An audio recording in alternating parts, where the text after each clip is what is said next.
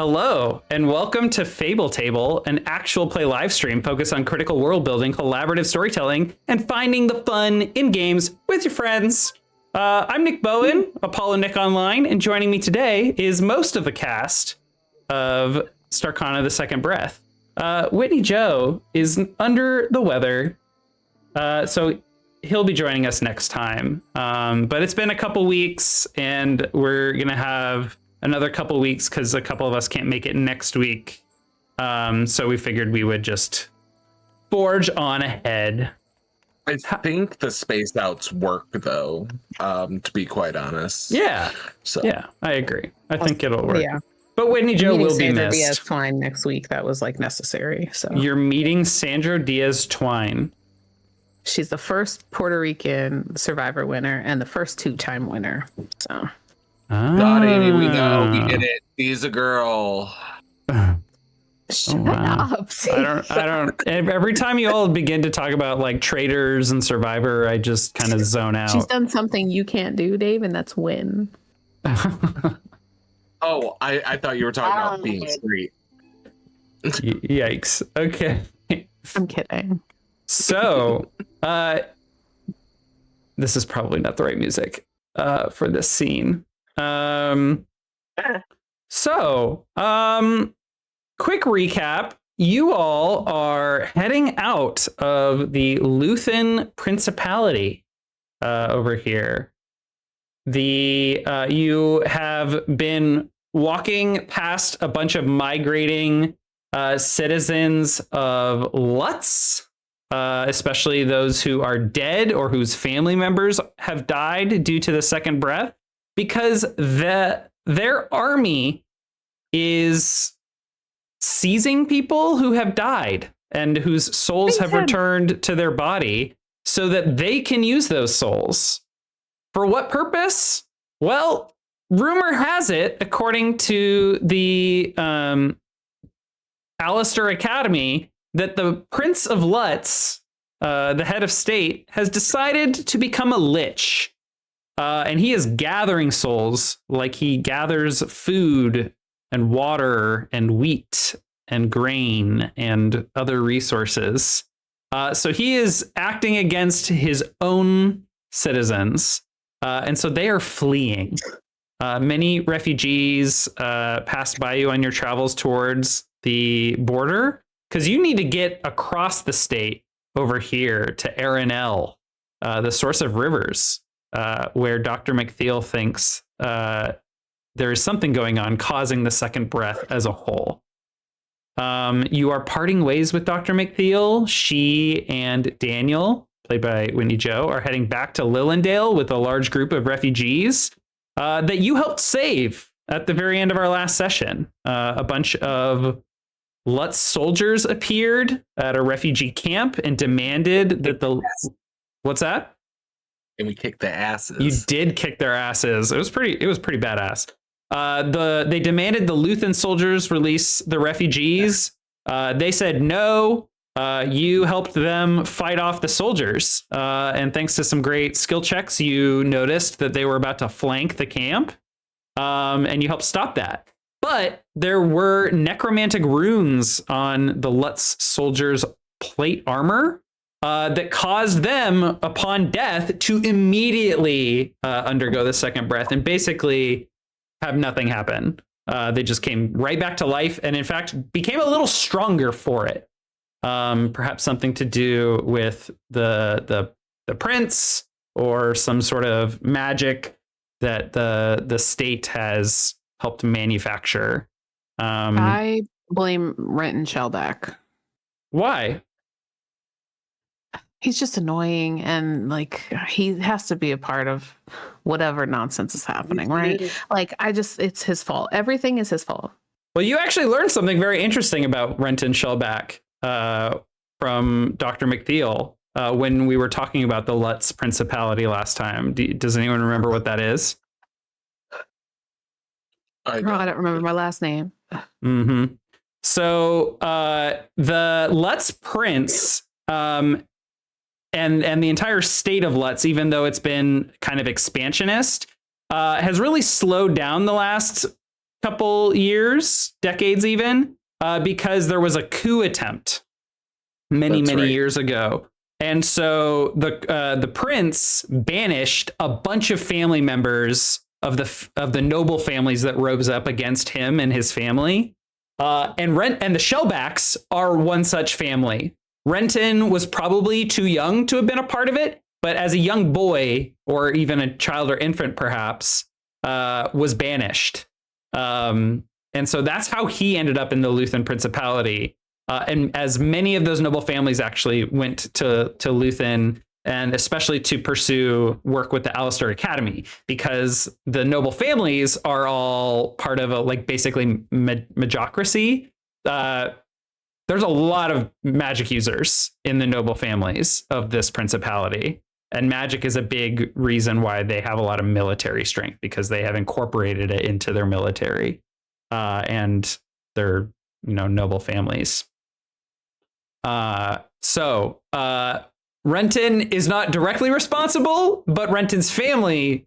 He's a brown noser, and then he definitely he's responsible, whether or not he knows it. Yeah, exactly. I'm just looking for a reason to bully him some more. Loser. Seems perfectly reasonable. I don't know him, but seems perfectly reasonable. You guys seem. I just envision him as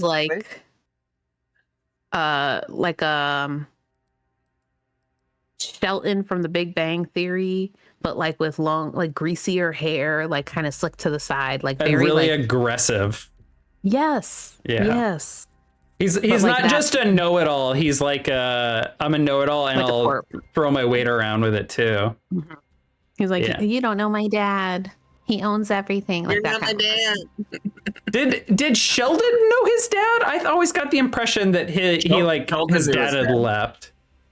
Oh. No, well, Sheldon's he was dad my son died. at Deep too. Oh, is that why he didn't know why his dad wasn't around? He knew his dad. Okay, I never watched Young Sheldon, and I never finished The Big Bang Theory, but I always heard Sheldon talk about his mom, but not his dad. Yeah, his dad had a heart attack. No. Sorry. Shout out to Sheldon. All right. So, Daniel, Sylvie. About, oh, never mind. I was going to be an asshole. Oh, go for it, please. I was just going to say this group knows far too much about The Big Bang Theory, and I might have to leave. I do not watch The Big Bang Theory, but I have. It's not in The Big Bang Theory, so you're fine. So, okay, good. You all are kind of on your own now. You have a walkie-talkie to be able to speak with Dr. McFeel. What happened with that? Because I went to WhitneyJoe. We'll say you all have They it left right it now. with us. We'll say you all. One of you has it now. That's fine. At least for now. Maybe when WhitneyJoe gets back, we'll reassess who has that. But it's just the three of you. Making your way, crossing the border. And you have some decisions to make. I'm going to say that the walkie-talkie can be used once per day. It just has to recharge after being used, and it can be used for one scene. So, a convenience unit amount of time. But you all, I'm kind of leaving it up to you to decide how you want to proceed. There is a main road. If you looked at some maps, you'd have this kind of layout of LUTs that we see here on our page of Roll20. There is a path on a road that will pass through villages and even some cities.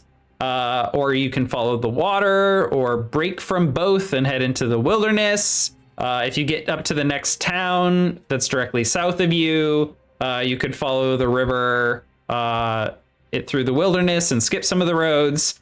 But in general, it's going to be dangerous to stick to the roads unless you are keeping watch and able to hide at a moment's notice if there are, soldiers or spies or even some snitchy citizens along the way. And it's Dr. McTheil would have warned you that being spotted and drawing like heat and attention to yourself is going to be really bad. As long as people think that you are not Lutz citizens, but if you can disguise yourselves in some way, that could work too. But in general, you need to be very careful. So I leave it to you all to discuss and decide how you want to proceed. Is there any animals around? Sure, yeah. This is generally very forested areas across the continent, with some exceptions. But through Lutz, it's pretty wooded, or there's a lot of like lush vegetation. There might be some more rockier areas with, kind of dramatic geography Around changes. us. Is there Sure. any animals around us? Yeah, sure. Like, what do I see? If Miro's looking around, what animals do I see? I think you'd see the usual type of animals that aren't like privy to flee at the sight of humans, so mostly birds. There might be some rodents or a wild cat. If you were really quiet, you might come across, say, like some deer. There might be coyotes or foxes as well. Generally, animals will try and stay away from you, especially when you have a loudmouth around, which you don't necessarily have right now. A cat I might see a- be drawn to us. Because Do I see a cat or a deer Sure. right now? Yeah. I see want a to cat. use speak. Or a I deer. want to see. Okay, I see a cat. You see a Fine. cat. I want to use speak with animals. Sure. You cast your spell and engage with the critter. It's a cat. They are like sunbathing in a little patch of short grass. As you approach, their tail starts whipping, and they eye you with a wary look Hi. on their face. Hi, kitty. I was just wondering if by chance, is there a way to, like, any near town that we could take through? Like, do you know of any near towns? We kind of want to avoid the path. Near towns? What is a town? Where people are, like us. Like, The stinky people were back there. You come from where they were. well, no, we want to go towards the people. My friend here, you would get along with my friend, and I point to Cleo. I'm Meow. like, There's some recognition as the cat locks eyes with you, Cleo. I'll tell you what. If you can help us, you scratch our back, we'll scratch yours. Do not scratch my back. In fact, do not come closer. No, it's a figure of speech. It just means you will be heavily rewarded. Reward. I kneel down to the cat's level. It walks over slowly and kind of rubs up on me out of recognition a little bit. Did you say And, reward? I look at the cat. Well, and I you say, can't- We will Wait, give can you lots of rewards to. Can Cleo assist understand the us. cat? No. Oh, But it's directing that question at you, Dave. Oh, yeah, absolutely. We what kind of reward would you like if you help us? It's rubbing. We'll say he is rubbing up against your leg, Cleo. And it starts kind of like sniffing the air. Any food, perhaps? You like fish? Love fish. We will get you an abundance of fish. There's been fewer fish in the river lately. Water seems to be going down. I will I make would it love happen fish. for you. Okay. I don't know where the city is, but people, there's been a lot of people coming from that direction. It kind of gestures south. I need to be clear. No one in armor. We're looking for regular people. What armor? And anybody that's wearing regular clothes is fine. Anything shiny is a no-go. Oh, armor is shiny fur. Yes. Oh, those people smell awful. Sweaty and stinky, and some of them smell rotting, like all the people behind us. I look over at Miro, getting hearing Miro's side of the conversation, kind of can get a gist of what's happening. And I say to Miro, if you're trying to negotiate, at least make sure the cat will walk with us. Oh yeah, would you walk with us and lead us to the way? Give me a persuasion check. Oh, okay. I'm not strong in persuasion. I have a +4 in persuasion. Can I do the persuasion 14? check? Oh, 14's great. I'll take a 14. Oh, okay. I was scared. They kind of sniff the air again. You have fish on you? I don't, however, like I said, I will stick to my word and make sure you have an abundance of fish. And do you think you can drag a bag or something, Mr. Kitty? This is like a 5-pound I'm cat. just trying. Okay, we will find a way to make sure that you can transport it too. I reach into my pocket and slyly pull out the smallest of anchovies that I was saving as a snack and slip it to our new cat friend. And I look at Miro and I say, mind your business. The cat immediately just starts chomping down on this anchovy, losing its fluffing mind. Yes, I travel with you. Don't know much about where people come from, but have seen many people come from, and they gesture south. Do you by chance, I know this is a little awkward, but by chance, do you have a name? Scratch. Scratch.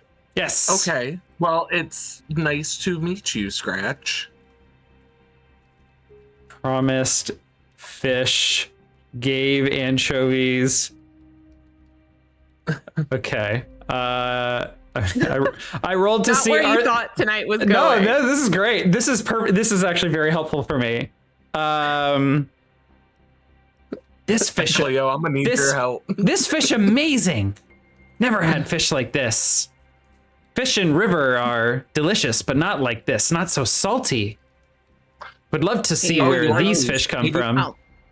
I will say that if I was Cleo, I would have a little bit of a snack on you, some dried anchovies that aren't gonna go bad. Keeping something like that as a jerky kind of moment when you're on the go is definitely something I consider myself doing. Very resourceful and self-preserving. I'm always going to make sure that whether or not everyone else is eating, I'm going to make sure that I can eat. So, a little dried anchovy for our friend Scratch to get us where we had to go.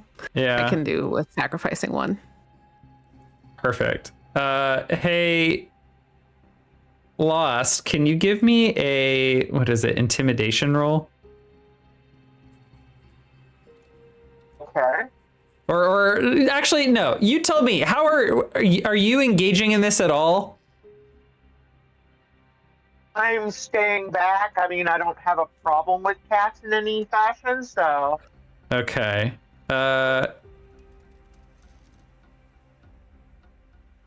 gonna roll for the cat to determine how they feel about you, and I'm gonna roll a disadvantage because you are kind of hellish. A little bit sulfury. A 6. They kind of like they've gotten really used to the two of you, Cleo and Miro, but every once in a while they are reminded that Mascara is there, and they look very wary. This is Mascara. They are with us. You will have no issues with them. If you feel uncomfortable, you can always stay around me or Cleo. It's fine. You are in safe hands, even with Mascara. I promise. Feels like Predator. I lock eyes with Scratch and say, Mascara is safe. You're fine. She's not gonna harm you. Even though, like, I'm just saying it out loud and hoping the cat understands what I'm saying. But I would assume that, like, by the rapport that we're building, that they can understand the tone, even if they can't understand the words that I'm saying. Yeah. Can you give me a persuasion check at disadvantage, Amy? How does that work? I just roll it twice and we'll take the lower number. A 14 and a 23. A 14. They don't look like they understand you, but they'll begin to relax. Kind of somehow understanding that you're indicating that they can be calm and offering a calming and safe presence. Scratch will agree and start walking along the trail with you. Amy, would you like a long-term cat friend? I mean, cat friend. I mean, Daniel has a camel. But this is off script. Maybe, just maybe, you could wind up with a cat friend. Maybe. We'll end up with a cat friend if allowed. That sounds cute. I'm down with that. Anyways, Miro says to Scratch, may we proceed? They start walking down the trail.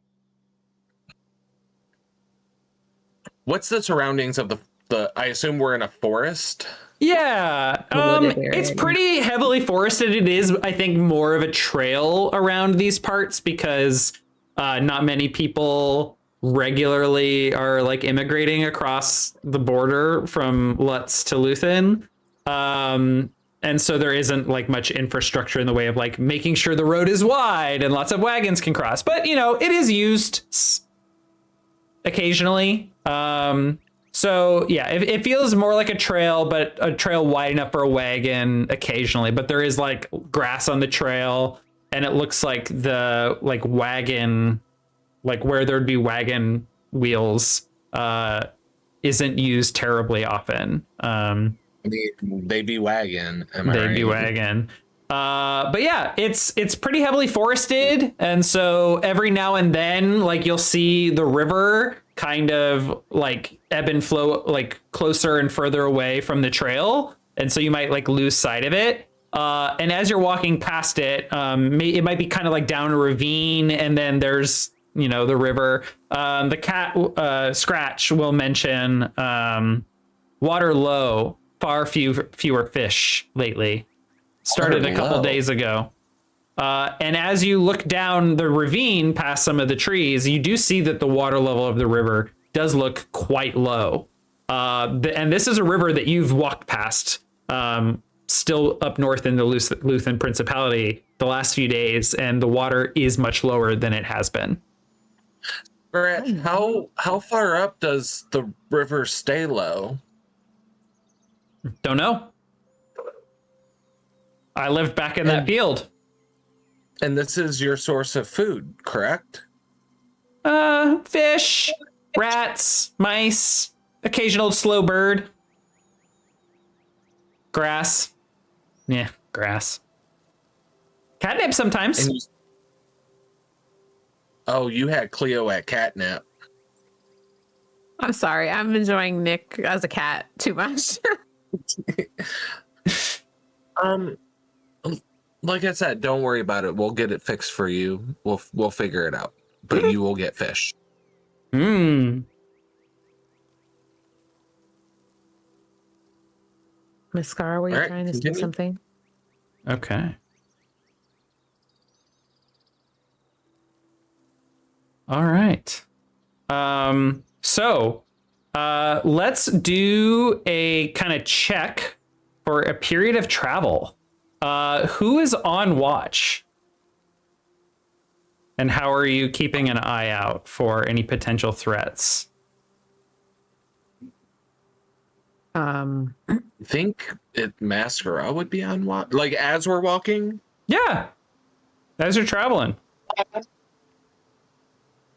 I'm assuming it would be Mascara. Hold on, I can't hear her. What'd you say? And we didn't quite catch that. Anna? I assume, yeah, Mascara would be keeping an eye out. She's got the guns. Okay. What's like your strategy to keep an eye out? Are you doing anything in particular to get the drop on anyone or anything that might come upon you or that you might encounter? Or are you just hanging with the group? Scanning as we move forward and keeping my ears open for behind us. Okay. All right. Can I get a perception check from you? Just so you're aware, I'll have to go in like 2 minutes just to grab my stuff. Sounds good. An 8. Okay. All right. Let me see. I have an encounter table here. No. Oh, no. Okay. 15. The no from both of you was so funny. All right, and I'm gonna give them a matching perception check to just see who notices who first. But I'm gonna give them disadvantage because this particular encounter is not keeping an eye out actively. Okay. You hear it before you see it. There is a small hamlet of houses, of homes, and some other kind of like farming structures. Very, very shabby. But you begin to hear some cries and the slamming of shutters and doors as you approach and realize that there are people who have spotted you and fled into their homes. Aren't they just a lovely bunch? There's probably like 3 homes. How far away are we from the clearing to their homes? As far as you want to be. Okay. I think we just go introduce ourselves. What do you guys think? I mean, why? We got nothing to lose. Are we not supposed to be avoiding people currently? Or are we at the point where we are trying to reach out to people because we're in a safer location and we're trying to communicate with people? I think the goal is to avoid the armed guards at the moment, but I think we need direction. I don't know. I'm worried somebody's gonna snitch us out if we tapping on doors. I am too. But I think the Jehovah's Witnesses or something. Better, Like, I don't know. Better maybe one than all 3.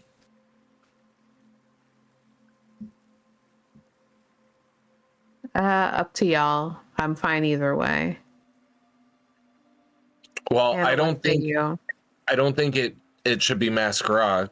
Like, I mean, Miro points to Mascara. I don't care one way or the other. Everybody likes a cat. Why not you? I mean, I think I'm less intimidating and like I come from the woodlands. I'm in my robe. Okay. Go ahead. Well, Miro, it's your funeral. Go for it. I mean, what do We're we just close by if shit goes down. No, it's okay. I think that if you think we should be trying to find out more information from locals, then we'll back you up. Go for knock. I step further back because I'm not trying to get myself into no shit, but I I look at Scratch and I say, "Go by Cleo, please." They walk up to Cleo, and then they do that like little wiggle thing, like they're getting ready to jump. I hold up They my want arm. uppies. Yep, They they want want uppies. Scratch hops up into your hands. Okay. I'm going to and then they like kind of lovingly pet like Scratch don't for a like second. it at first, and then they kind of I'm settle gonna, in. yeah, grab them. I'm gonna pet them slowly for a moment, and then I'm gonna place them inside of the carriage. You all in a do not safe- have the carriage. You Oh, are we don't have the you are carriage. hoofing it. Yep, Sylvie will be pulling the okay. wagon. Yeah. I'm gonna set Scratch up on my shoulder area and allow him to just kind of perch there after a couple of pets. Give him a spot to relax on without having to really continue walking the entire way. It is awkward, but What? he's making do. He's not used to it. He's a wild cat, a feral cat. Not used to people. Miro turns and looks at Cleo and Mascara and Scratch. Takes a deep sigh. Takes off his hood. Only having his satchel and his staff in his hand. And he goes, "Alrighty, here I go." And walks into like the clearing where the three houses are. I don't know how I want to go about this. We ain't got Miro nothing goes- here. Soldiers It's came okay, through I'm and took everything. We don't have anything. I'm not here for anything valuable. No food, no water. I'm here for direction. That is all. I come in peace. I have no weapons. Looks at your staff. My staff is to help me walk. I've been through a lot. No, Well, good thing you have it, because you should just keep walking. Listen, you don't even have to come out. All I'm asking, just be neighborly. I'm just gonna ask for direction. That is all. You can scream it out. There's no harm here. I'm from Luthen. My name is Miro. I'm here for business. In regards to one of the major cities, I got lost. That is all. I'm just looking to get safely back in the correct direction. That is all. You do not have to come out. You do not have to do anything else. I'm not harming you. I just want direction. So if you could please lead the way. If you're Luthen, the direction you want to be heading is back north. Soldiers around these parts will kill you on sight. I to be honest, I'm not worried about that. There's something I have to follow through with. Just please be neighborly. Point me in the correct direction. Pause. I will leave as soon as you tell me which way. Pause. Whispering. What way you heading? What you looking for? Miro pulls out. I'm gonna assume like we have like many like ideas or like notes or whatever, but I'm looking for the direction of Lutz home. Lutz home's quite the journey. There's quite a few cities, towns on the way there. There's the trail you're on, take you south, then west, then south, then east. Or you can try your luck with the wilderness. Just head straight southeast. Southeast through the wilderness. Okay. Or follow the river. What good that'll do. It's been drying up. Army seems to be damming it just a bit south of here. The army is damming it? That's right. All the river flowing down into Luthen, provided by Lutz. Dam it up, redirect it. No water. That's harming you guys? Cutting off their water supply. That's right. We'll be picking up and moving pretty soon. No food left after the soldiers came through, so we're about to starve ourselves. Oh, I have to go get my food. I will be right back. Yeah. So you do that. Hit the wrong button. We're starving. You'll be starving too if you don't head on out and get your Uber Eats.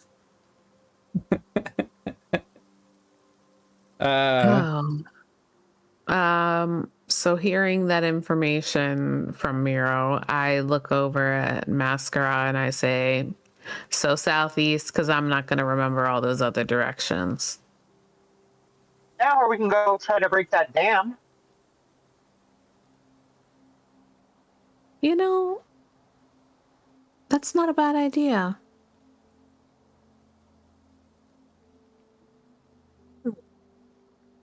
All right.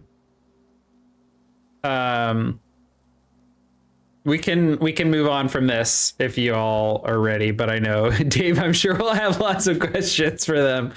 But maybe we'll move on. I don't think there'll be much more to get out of these people. Yeah, they seem quite guarded and not really all that willing to. They've done enough. I don't think they owe anything else to us. They're gonna, I think at this point, invite Miro to move on and kind of become Like, get out of here. disengage. All right. So that takes about half the day. Mascar, are you going to continue to stay on watch, or are you going to maybe take a shift and let someone else watch? What do you think? And Cleo can watch now. I don't care. She's got slightly better eyes than I do. Mm-hmm. Okay. Cleo, how are you keeping watch and keeping an eye out for any potential threats or encounters? I am just being a little more highly observant with my, cat eyes. I can keep a little bit better track of things that are like moving quickly around us. As the sun starts to set, I have a little bit of a better chance of seeing things because of night vision. So I just scan with my eyes while Scratch kind of walks back and forth over my shoulders and my arms and being a general pain in the ass. As we continue walking, I try not to get distracted too much by Scratch as we just scan the area with my eyes, more in front of Miro and Mascara than behind them. So we're moving southeast. Yeah, I think that's probably the best decision because I know I'm not going to remember all those other directions, and southeast is one direction. So you're going off trail? Yeah, we're going one direction, and that's what makes you beautiful. So going through the wilderness will slow you all down quite a bit. You break the dam? Is that along our way? No, so your map, which would show you all of these cities and the main like roads and trail, as well as the rivers. If you like head east, you will have to cross the river, which does appear to be becoming more shallow, which might make it actually a lot easier to cross. I will say, during that whole thing, Miro wants to fix the river. So you can cross. I think it's a suicide mission to fix the river. I think that it's going to be swarming with the guards we're actively trying to avoid, and I just worry. But Miro also knows that people's lives depend on it. Okay, you want to be a hero and die? All right. I mean, there's ways to do it. Never say never. Okay, Justin Bieber. Hang on one second. I'm checking something. Checking our lines and veils doc. Just to make sure I am fresh on what we should not be discussing. Miro turns to his counterparts like, I think we need to go fix this river. I understand. Those With poor the lives people are of all of moving. And who knows, maybe there's a reason why they're building this dam and it ain't good.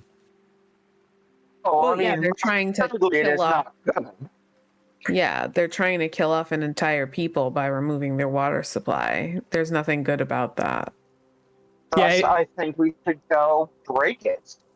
if you look at the map, and I'll bring this back up for the viewers, the water goes north up to Lillendale, where you all just came from, and then continues north all the way up to Farlander.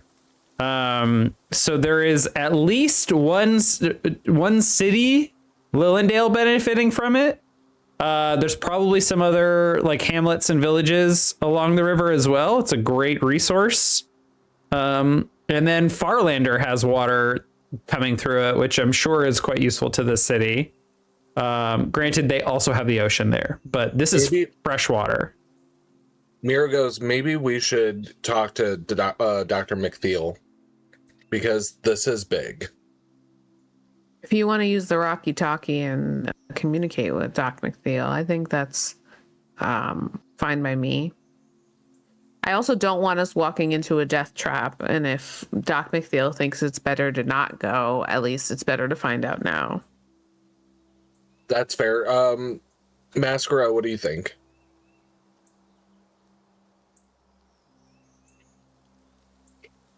I'm fine to talk to the doctor. I don't see any reason not to. I definitely think we should try to help more than we hinder. Or do you want to And just go and save the call for an emergency to the doctor if we need it? I don't know how those work, so I don't. The Rocky Talkie can connect to the other one once per day. I understand. Okay, Oh, yeah, okay. I understand that. The scare does. The technology she's familiar with. There's only one tech I understand, and that's Colt and 45.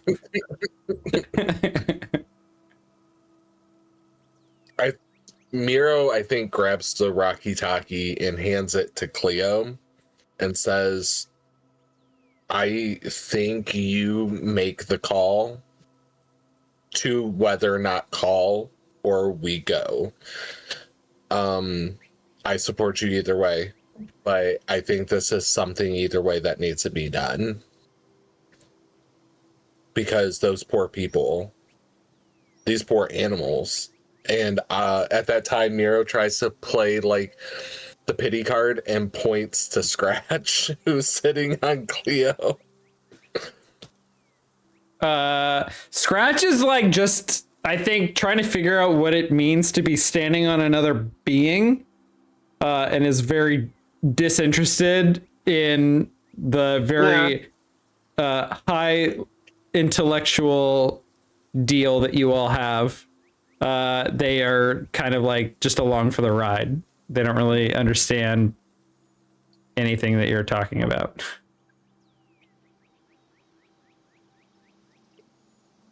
Cleo, we're talking about hundreds, maybe thousands of people dying. Sorry, hang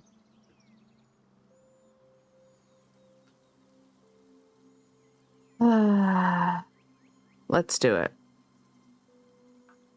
We're going to save the phone call? Yeah, I think we save the phone call and just go. We don't have to jump in. We can kind of scout, kind of get an eye.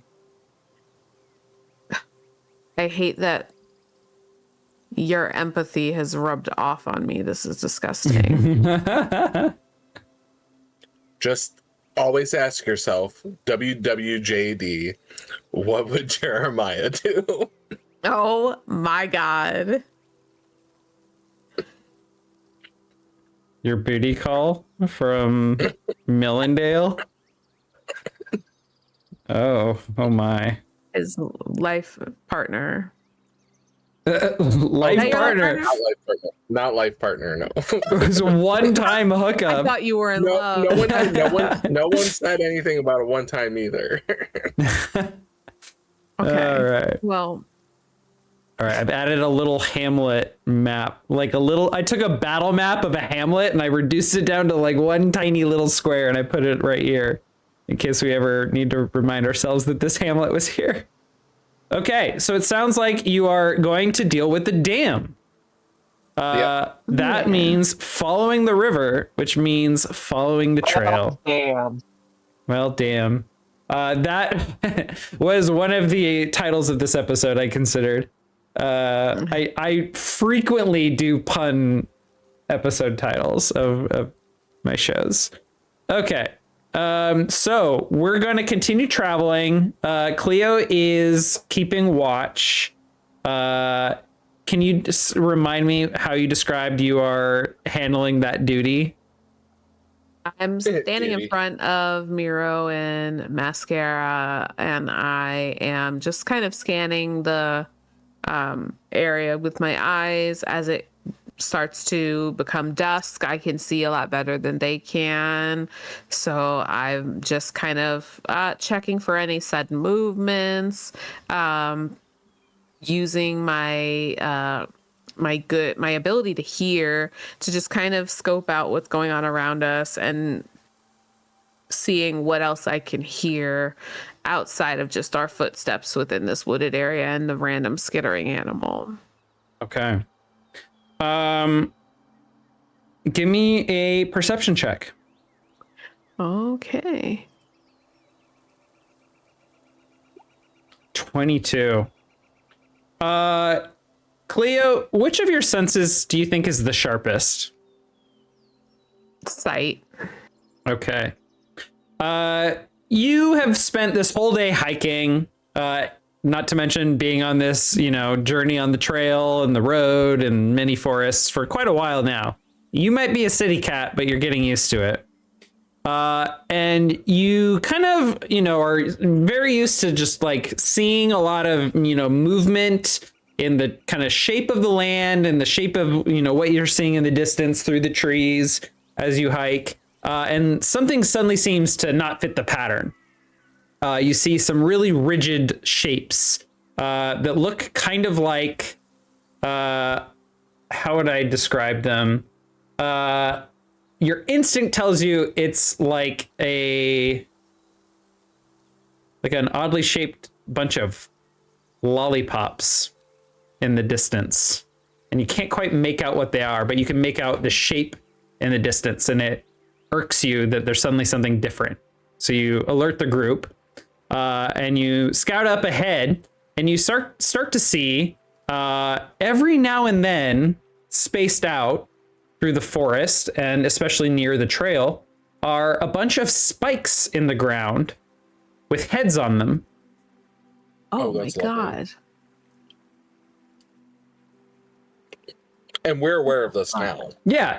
You pointed out to the group. Everyone can see it in the distance. It's extremely disturbing, and they're spread out. A 22 will definitely get you. Like, you see, kind of like along spread out through the forest in kind of a perimeter. Every now and then there are these spikes with heads on them. I turn to Miro and looks at- Mascara. Go ahead. I turn to the two of them and I say, "You still want to keep going?" Miro looks at Scratch and goes, "If we encounter any danger, I need you to take off. Do you understand?" Duh. Okay, I'm just making sure. I imagine that you don't seem like the kind of group that runs away at the first sign of danger, so I definitely want to continue. All right. I guess we're dying today. Hey, fish? Before you die? I reach in my pocket and take another dried anchovy out and pass it on over. And I say, "Here, you greedy bastard." You, Amy. I don't know if the rest of you, like Anna, Dave, have either of you ever had cats? Like, I have cats. oh, you do have cats. What about you, Lost? Have you had cats? I have had several cats in my life. Okay, Yes. excellent. So we can all, so you know the thing that cats do, especially with like a little like thing on a string where they like grab it and like murder, eat it. Scratch is definitely doing that with the anchovy. So cute. Hold on. I got this. I gotta pull up my sheet. Okay. I would like. Where's it at? I'm gonna go get a snack really quick. You're fine. I gotta find it anyways.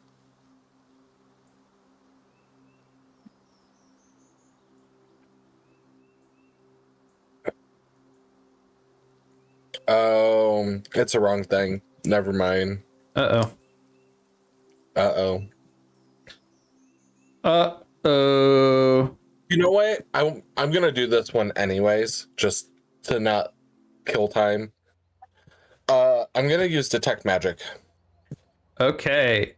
Go ahead and click the spell for me. Or can you cast that as a ritual? And are you gonna take the time? I hit the wrong thing. Hold on. What is this? What is going on with my thing? Why is everything popping up? Oh my god, no, not Thunderwave. No. Miro looks tensely, huddles everyone in, begins to cast a spell. He says, "I'm gonna detect magic," and suddenly a wave of force erupts and kicks your ass. Okay. That. Okay. All right, detect magic. Let's take a look at this. Oh, I like this eerie music. This is really good. This is what I'm looking for. Okay, ritual. Are you gonna cast this as a ritual to save your spell slot? Yes. Okay, you take a few minutes. Scratch eats some anchovies, and the rest of the party kind of spreads out and double checks. Like, okay, we see, you know, spikes here, here, and here, and over there, there, and there, and prepares themselves while you're preparing this spell. This only detects magic within 30 feet of you, so it will require you to get pretty close to these spikes. Are you prepared to do so? As close as I can be without being completely there. Okay. You begin to approach one of the spikes, probably one of the ones closest to the trail.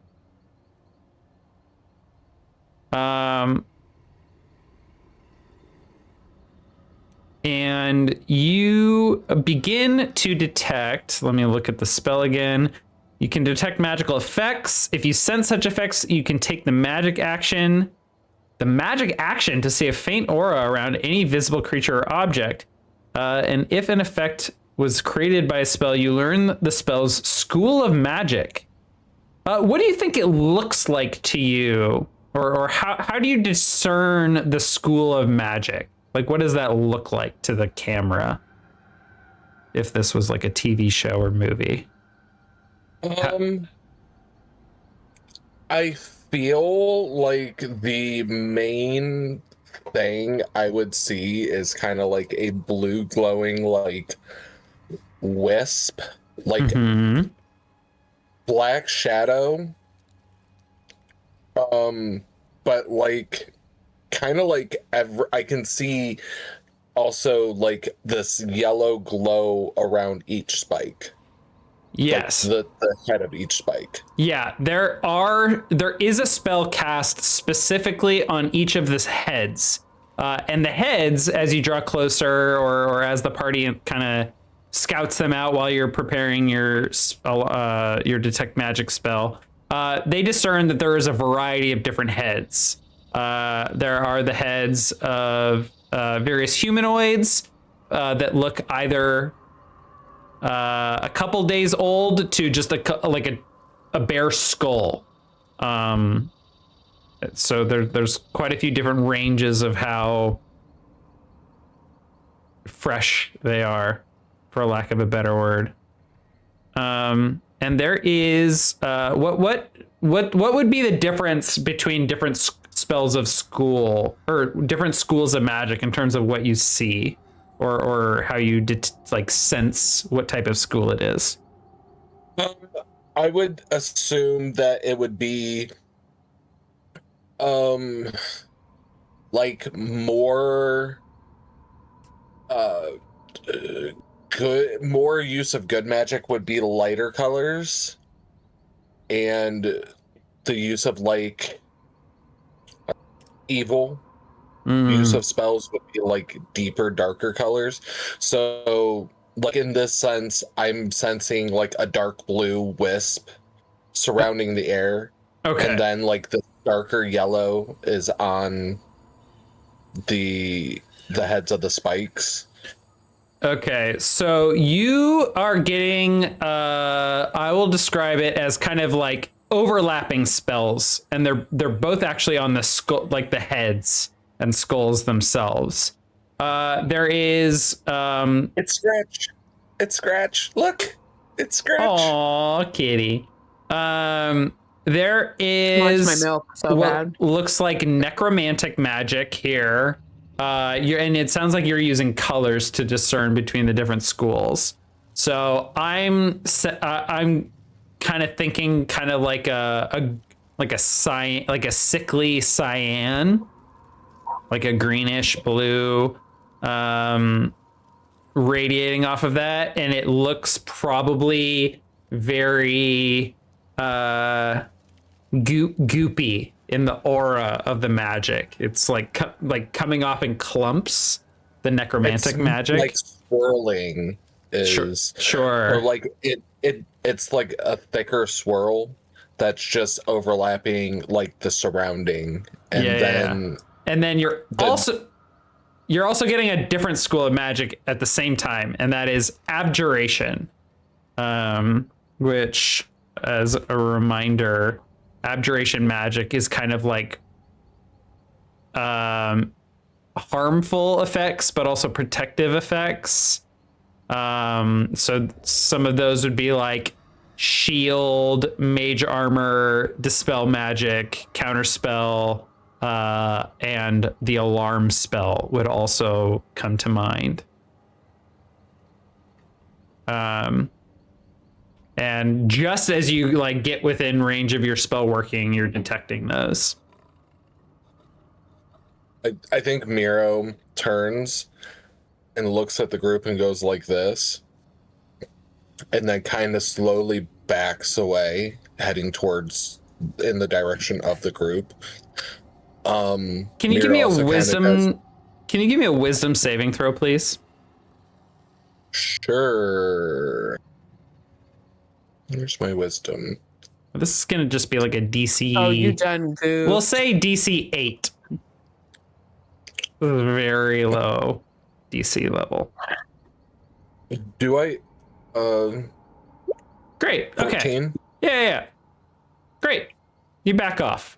You immediately sense the magic. You back up without getting too close. Something seems off here. And then I would like to. Where's it at? You're doing too much. Well, I'm trying to save your asses. So. Not you. I'm talking to Sage. Oh. Yeah, her whole face in Look my at her. bowl. She's ready to eat. She's wants my like, milk. fish, please. Fishies. She's waiting for a sip of milk. Look at If I use message, can I only choose one person, or can I point at both? I don't know. Can you I link have an ability to be able to connect people. Yeah, you all can mentally for a while. telepathically all communicate with Cleo already. Okay. I'm fine with Well, message. I'm fine with you kind of rapid firing it in a non-combat situation. I don't really care. Okay. I Can I will have my use last message. sample? I will use message, and I will point at Cleo and Mascara, and I go, I need you guys to be right, here. completely silent. Here's what's going on. There's some necromancy going on here. This is not safe. We need to tread lightly and quietly. And then I look at Scratch, and I whisper in mouth really quietly. I'm like, you gotta be quiet. Shh.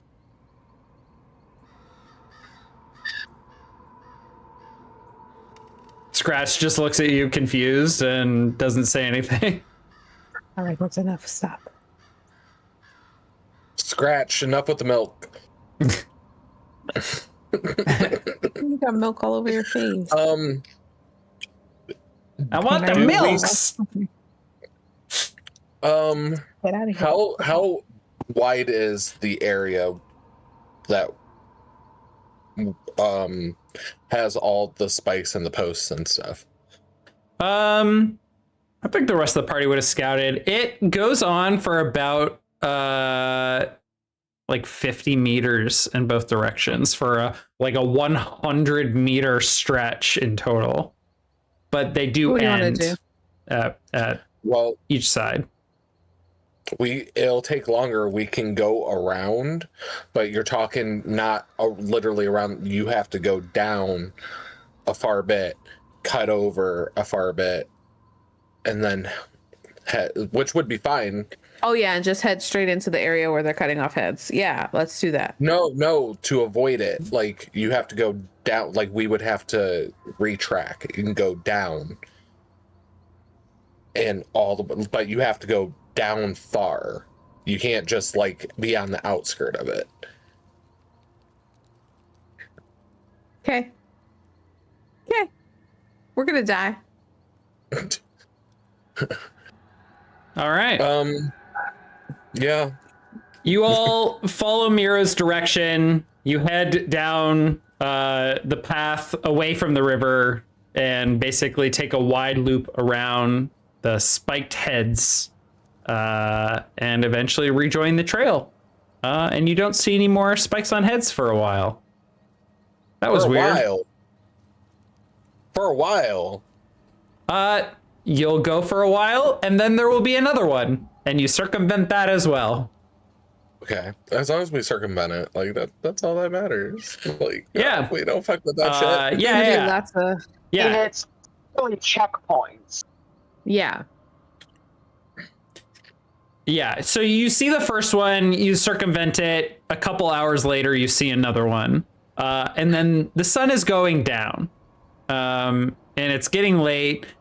Scratch has been complaining about walking for a while and has probably taken to clinging to Cleo's back or shoulders for a while, and then gets tired of that because it's exhausting to cling for a while, and is getting really grumpy and meowy that it's time to rest and eat fish. No. No, you can't do that. Don't do that to him. I have a small ration of fish, and this brat has already had 2 for today. What have we gained? Can we help catch mice for him then? I'm sure he can catch his own if we let him scurry around where we make a camp to sleep at. Scratch lets out an annoyed Fend for yourself, and heads out into the darkness or the dusk. It's not quite dark yet. He's lived a long life before us. I'm sure he'll find something to eat. Yeah. That is supposed to be your best. Listen, we're still getting to know each other. We gotta establish a rapport. Also, I'm very selfish. They're my fish. All right. Lighting a campfire might attract unwanted attention from who knows what. How are you all going to handle camping Um, and I can cooking? take night watch with night vision. I don't mind taking night watch. As for cooking, I mean, I'm a traveling entertainer turned adventurer. I'm pretty certain I know how to camp. Excellent. You make sure I'm eating to, okay. in any food you're preparing, you make sure to do before the sun goes down with a campfire, and you make sure it's out by nightfall so that you aren't spotted. yeah. In the great distance, you see a little bit of a glow to the south, likely the next city or village, but you can't quite see it from where you're at. It's a little bit uncomfortable, but you all make do. Can I get survival checks from everybody to show how well you are making do with substandard camping? A 21 from Cleo. A nat 20. That is a nat 20. That's beautiful. Why isn't it I've been rolling really good tonight. It's not glowing green the way it normally does. That's odd. Which is crazy. Usually in Roll20, it'll like highlight the number if it's the maximum or minimum number value. 15, pretty good from Mascara. Yeah, I mean, I didn't say she did the traveling by herself, but she knows how to. And Dave. Oh, you gave us was it the 10 or was that something else? No, that was the 10. Okay. You told me to listen to it earlier. Yep. Okay. Miro, our druid, is not faring as well as the rest of y'all. But it's not bad. Miro, I would like you to have disadvantage on the next check you make. Period. Whatever that is. Oh no. Okay. You're just like, it's a little, you're used to camping where you can, make a nice fire and stay warm into the night. Will I get advantage on my next check since Absolutely not. You're camping, Amy. Boo. You're fucking camping. I killed it in camping. Let me tell you. I get disadvantage because I'm tired and I can't go to sleep. Camp clean. All right. Okay. In the middle of the night, no, not quite. How do I want to do this? Dawn? Yeah, at dawn. So you all make it through the night, no encounters. It's the usual sounds of the forest. Nothing terribly weird. But you start to hear at dawn, as you all are packing up camp to head out again, a bit to the south, you hear some soft thumping. But you begin to realize it's actually something quite loud in the distance that you're hearing. And as you kind of scout ahead, there is some pretty loud sounds of trees being felled, and the sound of like crashing of trees, and boulders and large something falling. And you realize it is close to the river that you have been marching next to. You are close to the dam. Well, damn. As you begin to scout ahead, you find that there is a cliff that you can see first through the thicket. And at the top of the cliff, you can see several Lutz soldiers kind of looking down below right ahead of where you are. There is a waterfall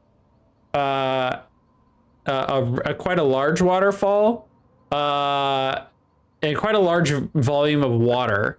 And you can see that the river to your east is dried up even more since yesterday. And there's very little water coming through. It's more of like a creek now, amount of water, instead of a large flowing river. And you hear the sound of trees falling, and the sound of them being dragged. And as you continue to move up, you see a scene unfolding before you. Bring us to the right screen here. Can you all see the map ahead of you, or the changed map here? No.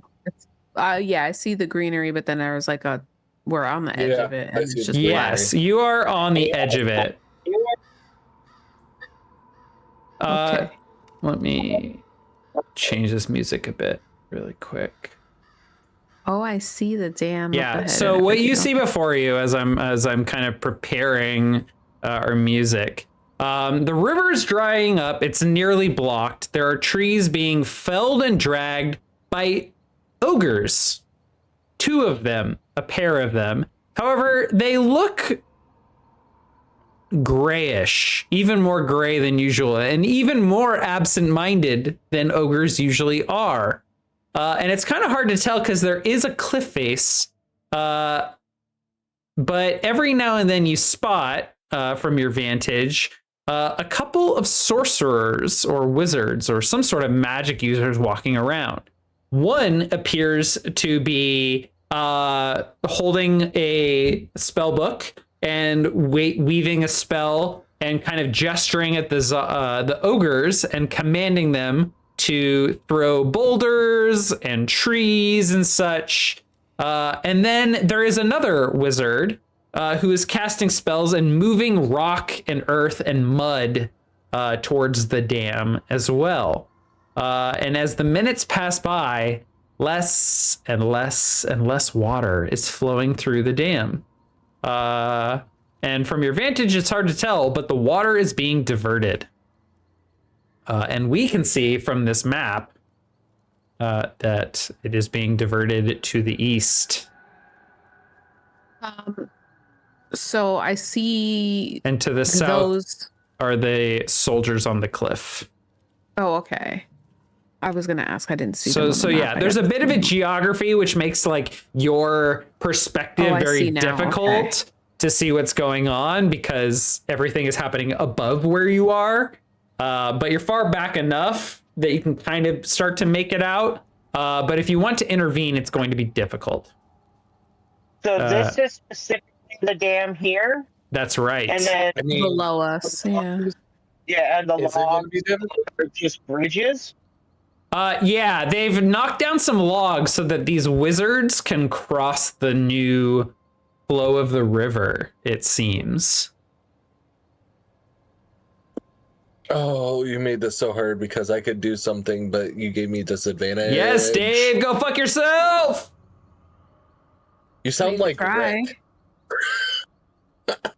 Go fuck yourself, Dave. God, why can't you be a better adventurer, damn it? So if we were to walk up to the edge of this cliff, how far would we be from, like, say, the wizard closest to the waterfall? If we walked over to, like, the corner. Yeah, go ahead and, like, move your character if you want to demonstrate. Okay, I'm fine with that. If you just want to like get some perspective. So each of these cliffs, at least the one right in front of you, is probably like 10 feet tall. So from here, you can't see shit. But if you were able to climb it, you know, you'd be within like 30 feet of the wizard. Mira, let me climb your back.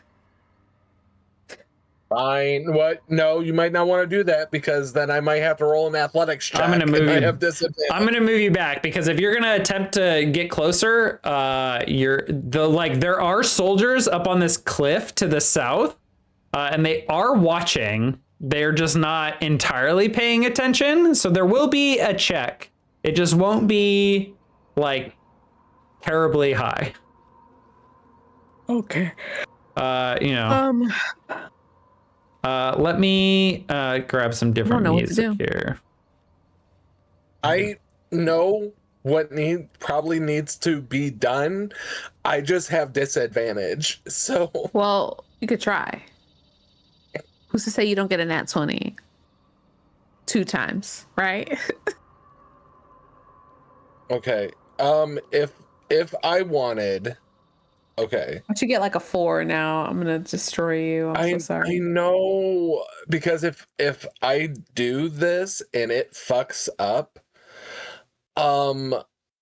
we go into battle like immediately. We're about to get into battle immediately anyway. Okay. Like as soon as we get over this cliff, however, I'm about to start psychic blading up in this bitch. No, that's fine. Apollo, question. If I go to use one of my spells and they don't know that we're there, even though I have disadvantage, do I get advantage for stealth? It depends on the spell. Like if it's an attack spell, then yeah, because any attack when the perceiver or when the recipient of the attack can't see you or is not aware of your presence, they innately have disadvantage. It's not to people in general or enemies in general. It's to the earth itself. If they would have to make some sort of save, I would give them a disadvantage most likely. But I also have, so I have to roll disadvantage and they have to roll disadvantage, correct? I mean, it depends. If it hits. We'll see. We'll see. Okay. How far? Hold on. Give me a second. Let me do one more thing. Nope, that's not it. Okay, wait.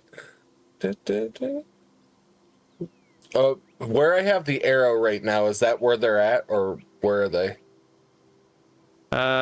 Here? So where are they at? What do you mean?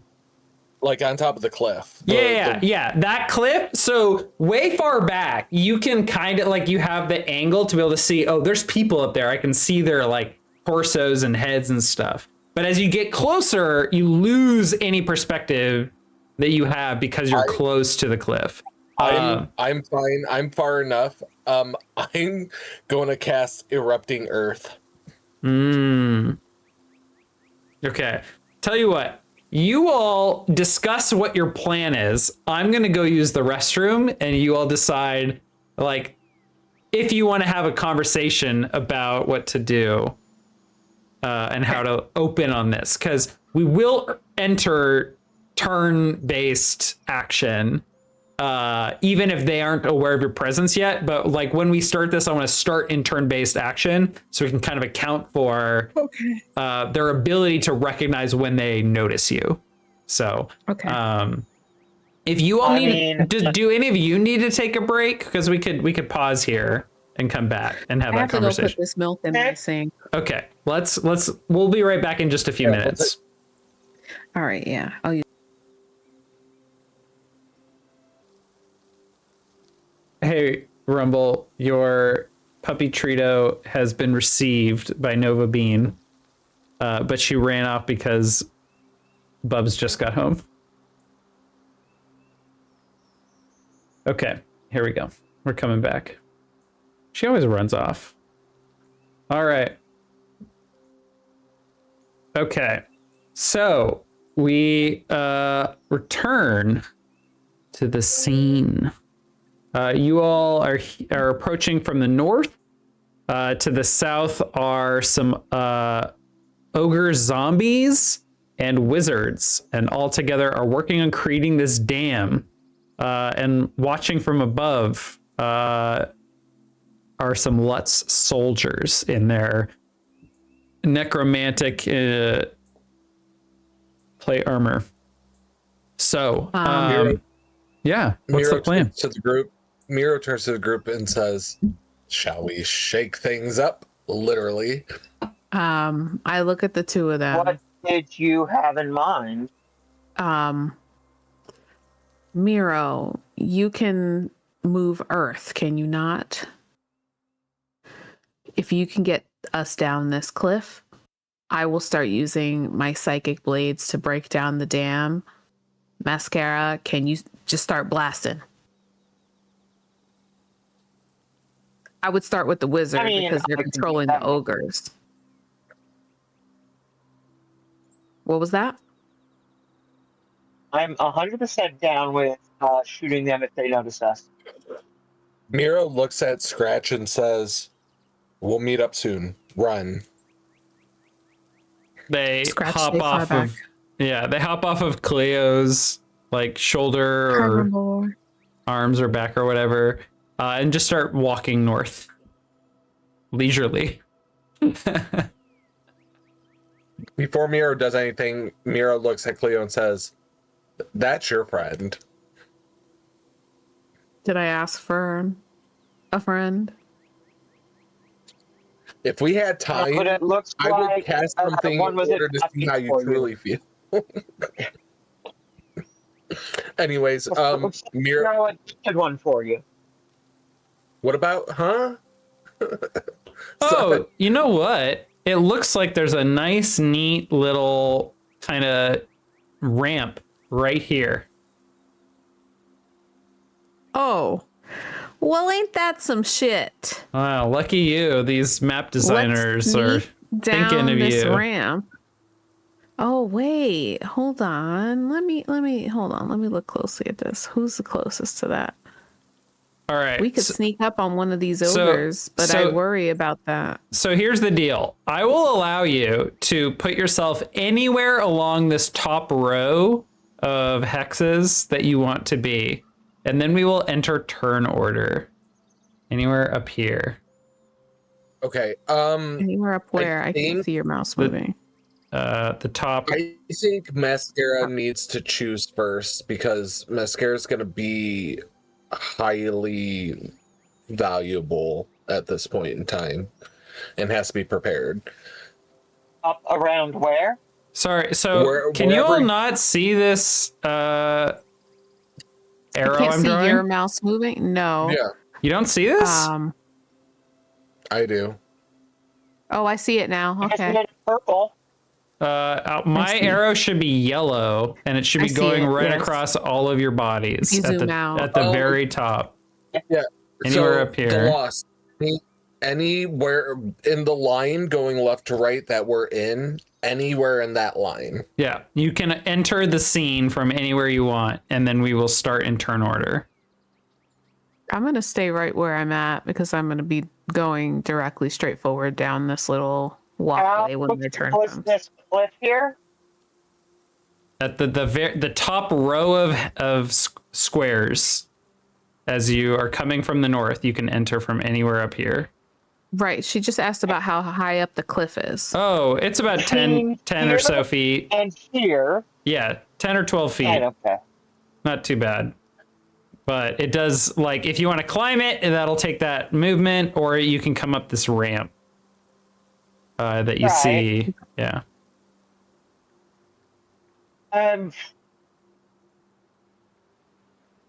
If you want to, This is shoreline or something. it's just like rock and gravel, but it's at the same height as the rest of this down here. Okay, stay where I am so I can get to the to the hole here. Okay. All right. I will have everyone roll initiative, and I'm going to take the monster's initiative as well. And we'll just roll down the line. Oh no!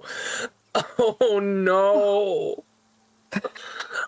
Oh no! Do you fall asleep, Miro? Like, what's going on here? I'm rolling like shit today.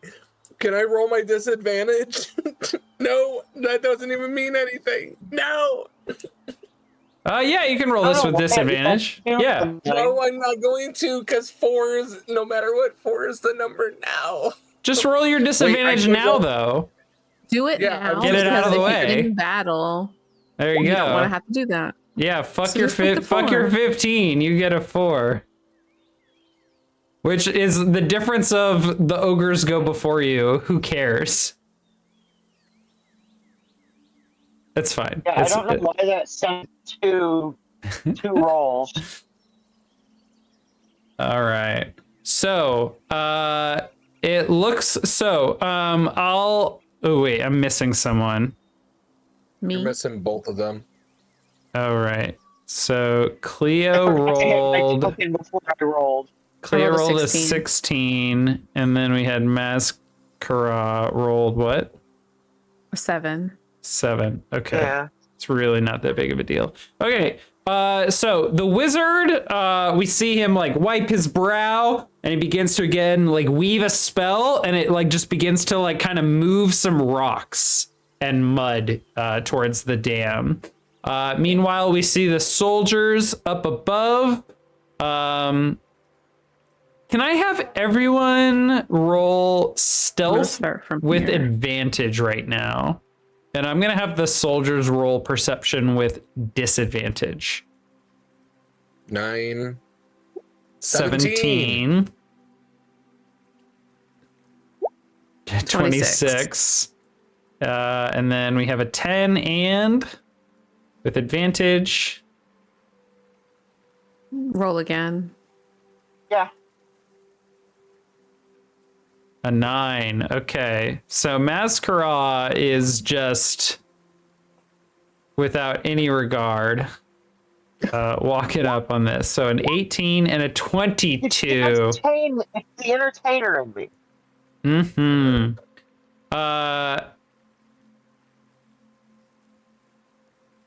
The Lutz soldiers haven't quite noticed you because I think you're far enough away.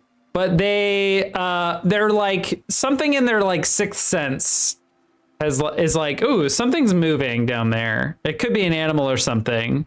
But they're just like keeping they're like their attention is drawn, but they're not aware of you yet. But something like maybe something glinted in the sun, or they saw some movement. It's my eyes. Yeah, they are aware. And that brings us to Cleo. Oh God. Okay. Let me see what I can do from here.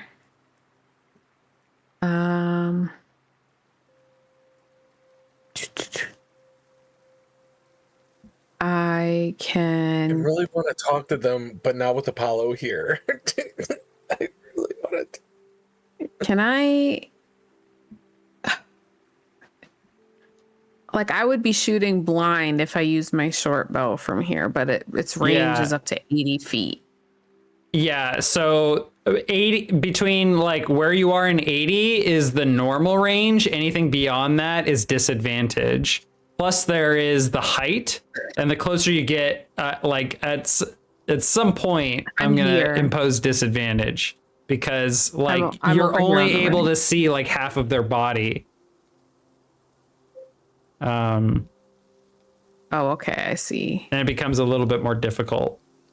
I'm gonna walk up to the edge of this cliff and attempt to start climbing it. That's my turn because I want to climb to the top of this cliff so I can start Okay. fucking up this wizard. All right, you get what was that movement from here to here? That's about 60 feet. Do you have any bonus to your movement? Like, what is your base I believe movement? I do. Let me check. I don't even know where to look for that. Yeah, I can't. Walking is 30 feet, Yeah. but So dash. Oh, but then you have like a cunning action to dash again, right? yes, Okay. I do. So you can get right up to the ledge. That's totally fine. Okay, word. We'll put you like there on the ledge. All right. Okay. That brings us to Mascara.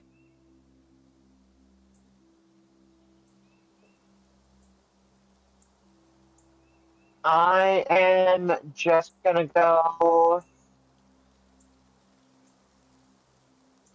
I'd like to move my character, thank you. Why can't I get my character? There we go. All right, you rush up to the base Yes. of the cliff. We see that one of these ogre zombies is like dragging a huge tree towards the cliff, or I'm sorry, towards the dam. There are these like long channels dug into the dirt. We can see one where this tree is being dragged, and there are others leading to the same place. So this ogre kind of like backtracks and is pulling that. Meanwhile, this ogre zombie is being commanded to go find another tree to the west. Which brings us to Miro. Are you about to fuck shit up, Miro? What's going on? No, I can't now because of where you're at. Do it. If I fall down, it's like 12 fucking feet. It's fine. And I'm closer to the wizard. You can still meet with the wizard. Okay, I'm gonna move. Let's see. The wizard and I. The wizard blames I. I'm gonna move my stab 30. him in his eye. All right, what's up?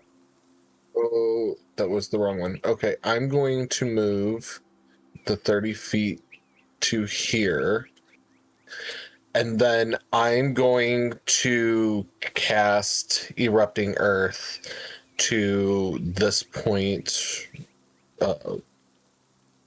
This point right here. Well, actually, I'll do it maybe like here. Oh, Okay. between the two of us? Okay. Friendly fire, Yep. love it. Okay, can you link that spell? Yeah, give me a second. I'm just gonna draw a line here to roughly where you.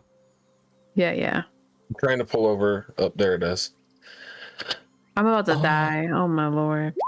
Miro about to kill me. I told you I didn't want to with you there, and you said do it. Do it. Oh, You level didn't tell me that when I said I was 3. moving. All right. This requires a piece of obsidian, or your focus. It's instant. Takes an action. Dexterity save 11. 120 feet in a 20-foot cube. Choose a point you can What? see on the ground. Within range. A Oh, I fountain. have to see it. Mhm. Oh, you have to see it. Mm-hmm. Is that Okay. cliff not what you see? Well, he can Yeah, see I the can- cliff, but he can't see. He can see here, but he can't see past it because he's below it. But if he's looking You know down at it and wants to cast it on that area, Yeah, I would that can. not I can blow cast it on up? the side of the wall. Wait, am I within 20 feet? Because I don't want to die and I don't want to have to take a dexterity saving No, throw. Amy. So he's below the cliff. He can't. Okay, you're standing in the Grand Canyon. You can't cast a spell at the Oh, why did I top think because we you were are up? in. No, you Okay. are below, my friend. Oh. I put you No, in a but bad spot. Yeah, I I'm wasn't looking going at the to map cast and it. it looks like a waterfall where we are, which would Yeah, mean we were on top. it's flowing north. Remember? I was. Got you. Okay. Wait, hold on. Let me This think is about- this is down. Okay. Wow. Let me I think. hope. Let me think. You haven't been spotted Okay, yet, you can so think. you can No one is stopping you from thinking. you can Dave. SEAL Team 6 it for now if you want. Up to you. Maybe just wait and go down the ledge. I probably will. I just kind of want to see Or up if I have anything that I can use to help in the meantime.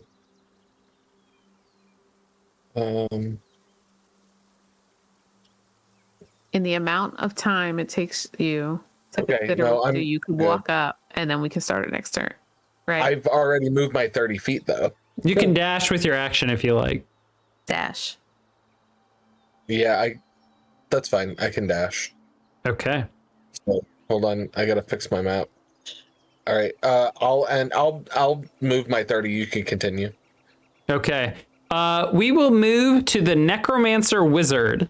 You all can't see this from your vantage at this point, but the wizard is like kind of has directed one of the ogre zombies, and then they like look down at their waistband. They have, you know how like people would go to camp and they would take like the plastic string and kind of create those like four-sided like overlapping and woven like strips, or you might buy like yeah, or you might buy like a woven band thing at like REI attached to a keychain, or like a outdoor store, and it's basically just like a shoelace that's all like kind of like knotted together really nicely into like a nice neat band.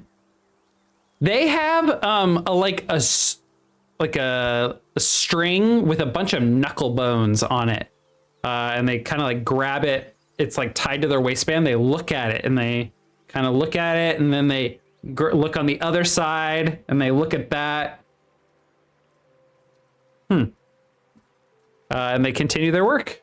Meanwhile, the wizard continues. This fucker is protected. I'm scared.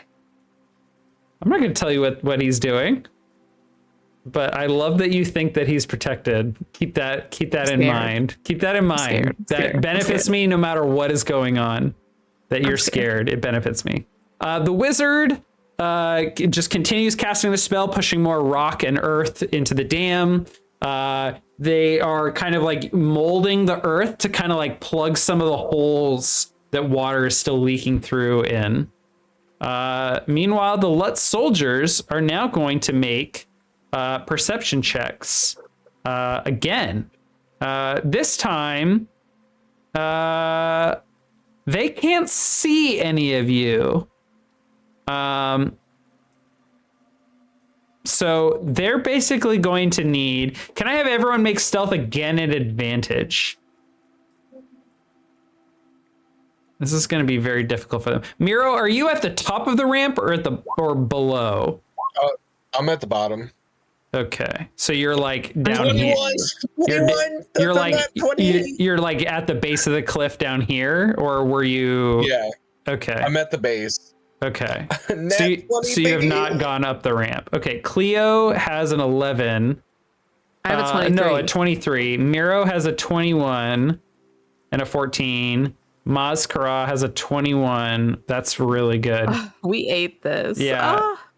This is gonna take Watch us all die in like 2 turns. A 21, a 23, and a 21. That's really good. So the soldiers are gonna make another perception check. I think proficiency on this is 3, so they'd have to roll like a 19 or a 20 to really. How many of us are getting one of those little star things falling from the sky because of the nat 20? Oh, wait, hang on. How many That's a great question. I forgot about this mechanic. So a 13, wow, Cleo's plus 10, a 19. Did anyone roll a natural 20? I did. I did. Miro did. Wait, Cleo, where's yours? It's further up. It was earlier. Okay. It was the survival check. I got a 20 plus 1. That's a different scene. We have started over, but you did roll a natural 20 here. I rolled it though. It should count. Yeah, no, it does. It counts, and then the scene ended. That was you all camping, right? Survival check? Right, but don't I gain something because I... a star started sparkling in the sky, and then it stopped. And now it has again. I'm gonna jump you. Sorry, who rolled the D20? That was Miro, right? Okay, Miro, a star in the sky sparkles for you. I don't know how to describe it being just for you. Miro, you haven't hit a D20 in one scene. If you hit a second one, let me know. Okay. All right. The Lutz soldiers, they kind of like squint and must have been a cat or something. And that brings us to Cleo. All right, I was climbing the cliff on this turn. Yeah, you reached the top, and you're like looking over to the side, waiting for go time. Can I sneak attack the wizard? So sneak attack is a function of like it's just a additional damage. So you need to attack someone Right. and have advantage. So right now if you attack him without him noticing you, you will have advantage, which will mean you have sneak attack damage. Beautiful. Oh, can you all see these rolls I've been making, or are these hidden? We can't see them. Okay. I see the character. No, but do you see like the perception check of a 9? No, God, these are all whisper by default. Why do monsters, why are they set to whisper by default? It makes no sense. Okay, go ahead. I'm sorry. I'm gonna cast Psychic Blades.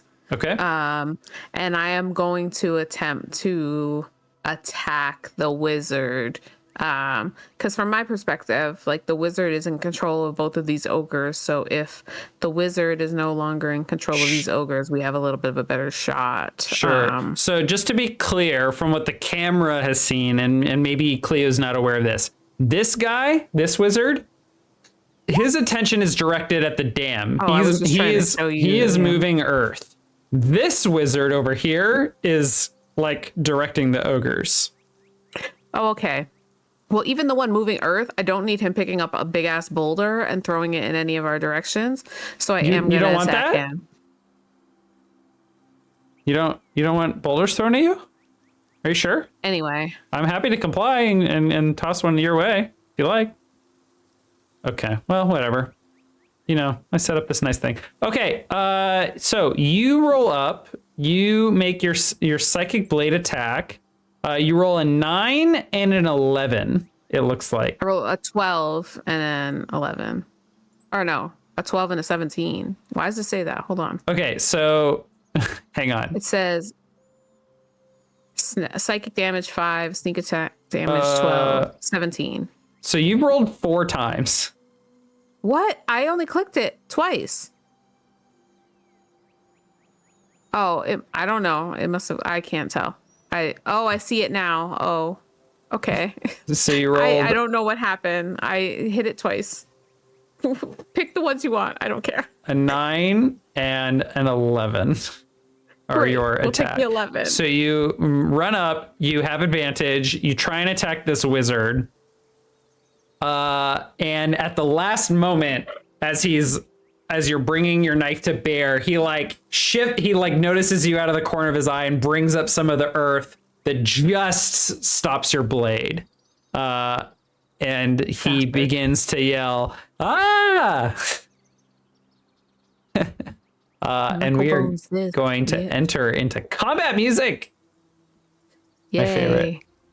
The soft that soft music was a little too Here. sleepy time. This is great. This will keep me awake. Yeah, I love Witch Mountain. It's great. Okay. Anything? The original? The original Witch Mountain by Tabletop Audio? Witch Mountain. Oh, okay. No, I thought you were talking the movie. I've never heard of that movie, but this music is sick. No, probably inspired by, but not from directly. Okay, Cleo, any second actions or Yes. bonus actions or anything? I will be using my bonus action to use Psychic Blades again. Okay. Do I have advantage still? No. Oh, I don't need it. I'm gonna take this hit. I'm gonna take this one. 21 will hit. So hit roll damage. Now that you have advantage here actually because he's still surprised. Can you roll your attack one more time just in case you hit a natural 20? You're so right. Nope. Okay. I'll take the 21. Okay. So when you're doing a bonus action, I don't believe you get your dexterity into your damage. What? Okay. What Or do do you you? mean? What do I? So normally when you do like an offhand attack, I hit it as the bonus attack. It's you listed did? separately. Okay. I All just right. hit it. I just rolled it right there. All right, that's 20 damage. So the first attack, he like brings up some earth with his spell that he was in the mid cast of and blocks, but you come in with the other hand and you just hit this man in the chest. and he takes 20 Right in his damage. bird-ass chest. Yes. And he lets out a half-assed screech because you have knocked or pierced the wind out of him. Damn right. All right. Anything else before we move on to Mazkara? No, I'm good. All right. That brings us to you. Okay. I was just trying to look on my character sheet. I think I have 2 attacks. I don't remember. So I was thinking. 2 attacks. Is that what you said? Yeah, I think I have 2 attacks now. I think I got a second one. Yeah, but I was trying to look it up. Okay. This is like is this a separate class or is this like a ranger subclass you're playing as? No, it's its very own class. Okay. Yeah, this homebrew gunslinger class. Great. Go for it. It's an official fucking source. I sent you the book, literally. Is it an official source? I just assumed it was like. Yeah, it's only on D&D Beyond, but it is an official. Okay. Yeah. All right. Go for it. I was looking up to make sure I have what I thought I had.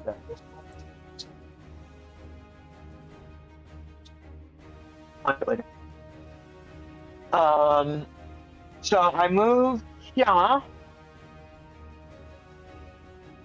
This was the wizard controlling the orcs.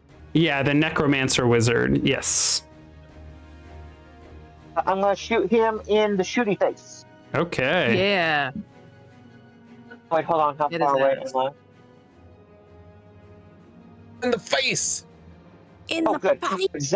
I'm exactly at range. Oh, you ate that.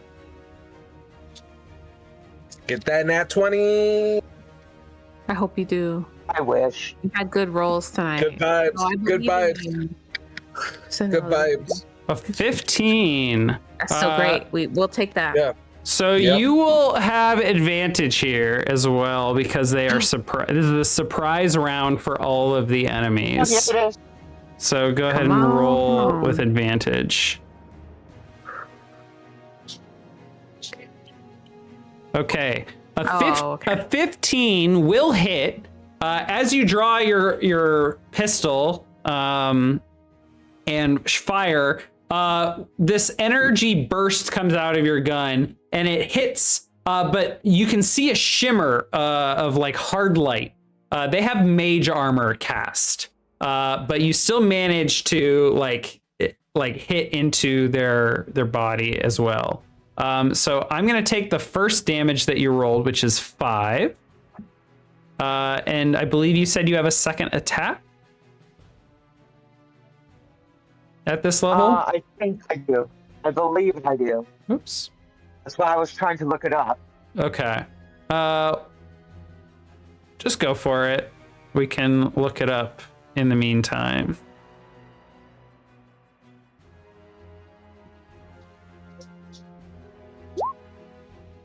$18 will hit, but you have advantage if you want to go for it again, just in case you hit the nat 20.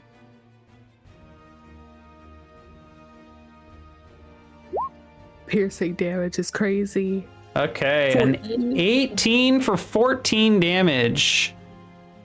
This wizard takes the bullets like a champ. Very little damage, it seems. His next movement is down by 10. Minus movement by 10. Understood. Because the revolvers deal slow to give the slow condition. Ooh. Are you able That's to fun. link what does that? I'm curious. I sent you a basically a PDF copy of this class. That's and the book. right. Okay. It's the same book that the Japetans are in. Yes, I have it here. There is a lot on this sheet, so I'm just trying to parse through it quickly. Speed, reduced speed.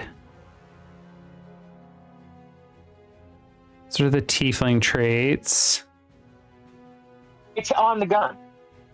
weapons have all the weird conditions they can give out? Revolver slow. If you hit a creature with this revolver and deal damage to it, you can reduce its speed by 10 until the start of your next turn. If it's hit more than once, the speed reduction doesn't exceed 10 feet. So it's minus 20 to its movement. No, it said it doesn't exceed. It doesn't exceed 10. So 10 is the most it can take off. Oh, the reduction doesn't exceed. Sorry, I thought it said the movement. Okay, reduction. That's fine. All right. Okay. Any? Oh, yeah, I have an extra attack, so yes. Yeah. Okay, we're. Okay. No. Any additional movement or bonus actions? That's what I'm looking at.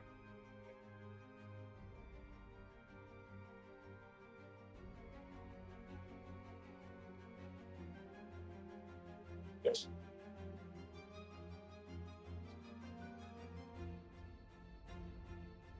I am going to use one of my maneuvers, bite the bullet, and I'm going to get 1d8 plus 5 temporary hit points. Okay. Cool. Or 1d8 plus 5. All right. That will bring us to the ogre's turn. This ogre on the right, who is dragging one of the trunks of a tree, will kind of absent-mindedly look over its shoulder at Cleo, who's attacking the transmuter wizard. And it will continue dragging, and it'll just return to dragging the stump over here. And it will just pick it up and fling it over the heads of Cleo and this wizard and throw it into the dam. It's kind of terrifying how it is lifting up something so heavy and just flinging it over your heads. Meanwhile... Huh? No, it could kill me with one swing, NBD. No big deal. Meanwhile, this ogre kind of looks over at Mazkara, who's just shot its master, and it's gonna just kind of turn to face the two of them and do nothing. Miro. So yeah, Miro's gonna climb up to, I think I'll climb up this way to where I'm still near that ramp. Mm-hmm. Yeah, now they're gonna get it. Which one do I want to go after? So that's gonna take about 20 feet of movement to climb up. That's fine, because I'm not moving anywhere else right now anyways. Great. Get the one that's further away from everyone else. Why would you go for the one near us where we can get killed? How close are they to that cliff? To that There's like a little cliff right here. That's just a rock. It's probably not a very steep drop. It's probably like 5 feet behind it. Okay. I'm going to cast Erupting Earth. Hell yeah. To like 5, not even 5 feet in front of them. Mm-hmm. Right here ish. So about 55 feet. All right.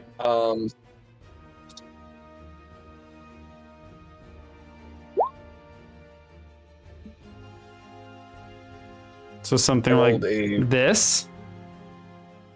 Erupting Earth 14. Choose a point you can see on the ground. A fountain of churned earth and stone erupts in a cube centered on that point. Each creature must make a dex saving throw, taking 3d12. Your damage was 284 for 14. It'll take half on a successful throw. Additionally, the creature in the area becomes difficult terrain until cleared. You tell me if you want this moved at all. A little bit more down. Sure. Like that? Yeah, that's fine. Each square 5 foot square portion requires a minute to clear by hand. That's funny. Okay, so a dex saving throw from the Necromancer Wizard, and this is DC 11? DC 11. Okay. Whoops. That was again whispered because these sheets default to whispering all moves by the enemies. I hate that. It was an 8. They fail. They did not see you coming. So they will lose 14 bludgeoning health. Y'all have taken a good chunk out of this wizard's health. Anything else, Miro? I don't have any bonus actions besides my shillelagh, and I'm nowhere near to where I could use my shillelagh. Okay. So I think I'm done. All right. That will bring us to this necromancer, who looks just quite frankly pissed. They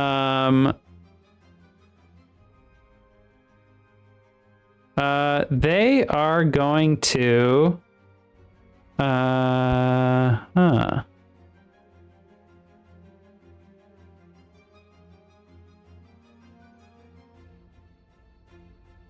they're going to quickly shout out an order to these ogres.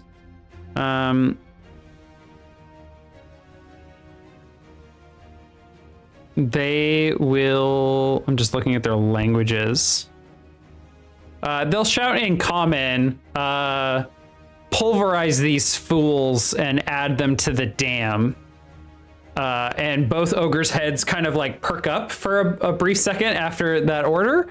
And then the necromancer wizard will begin to weave a really nasty looking spell and hurl it in the direction of Miro and Mazkara. They will cast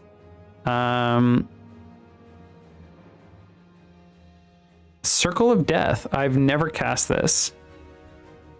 This is a very high level spell. So they are going to create a circle of necrotic energy around you two. Basically right there.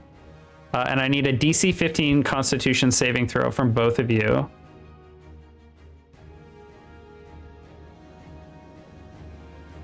Negative energy ripples out in a 60-foot radius from a point you choose within range. Each creature must make a con saving throw, taking 8d8 necrotic damage on a failed save, or half as much on a successful one. Did you just feel like killing us today? Was that what this was? I sure did. Masquerade, take 24 damage. Miro, you are at 0.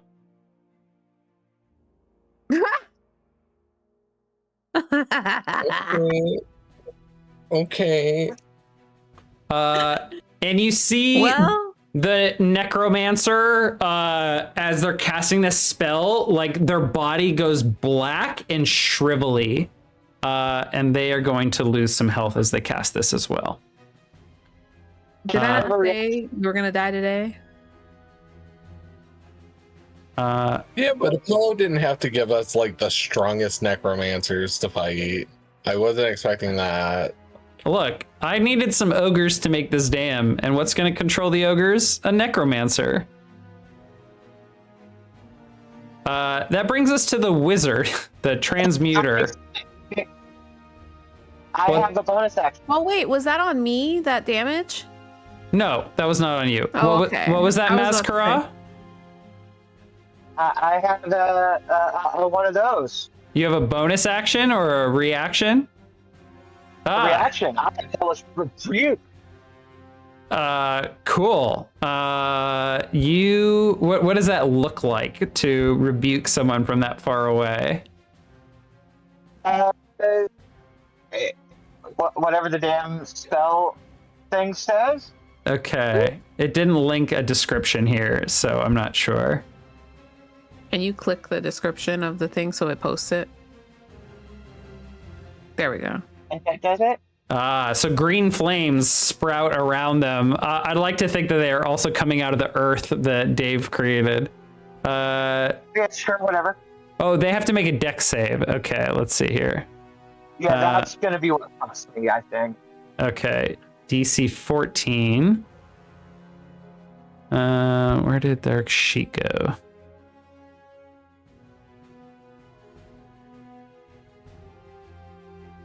My necromancer sheet has disappeared. And remember, Apollo, if you kill Mascara, I did make a character today that I named Oh No. So that's your. Oh, I see that now. I do see that character now. Lovely. Okay.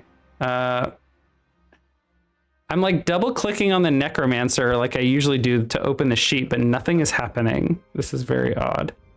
Okay. I don't know. Dex save.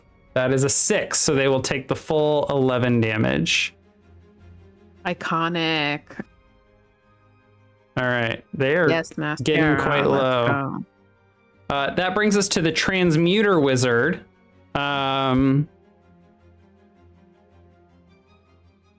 They are going to cast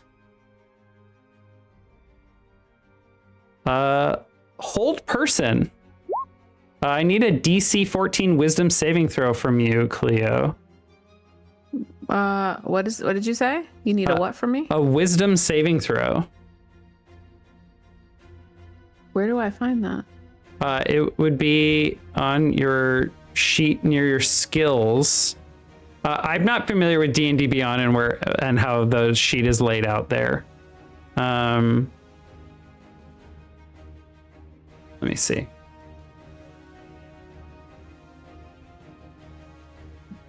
I don't see it. Oh, saving throws.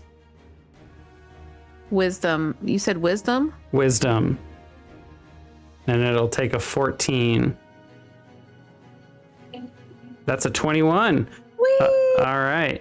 That's a nat 20. They reach out their hand to try and possess you. They like hold it out That's and my twist. second nat 20. Is it? Yeah. Okay. Wonderful. Use it to save.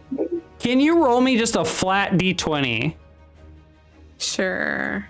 How do I, where's the damn? Just /R space 1D20, or on the left side, there's like a dice roller. 6. What? Okay. A 6 is fine. So we will have. Wait, this is your second D20 in this combat?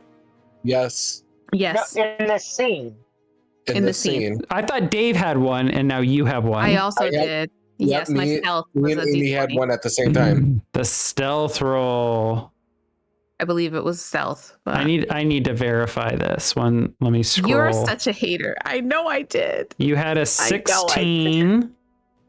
Okay, and before that, It was the same time that I rolled mine. You even said it. Did I? I will concur. Yes. Cleo rolled a 23 and an 11.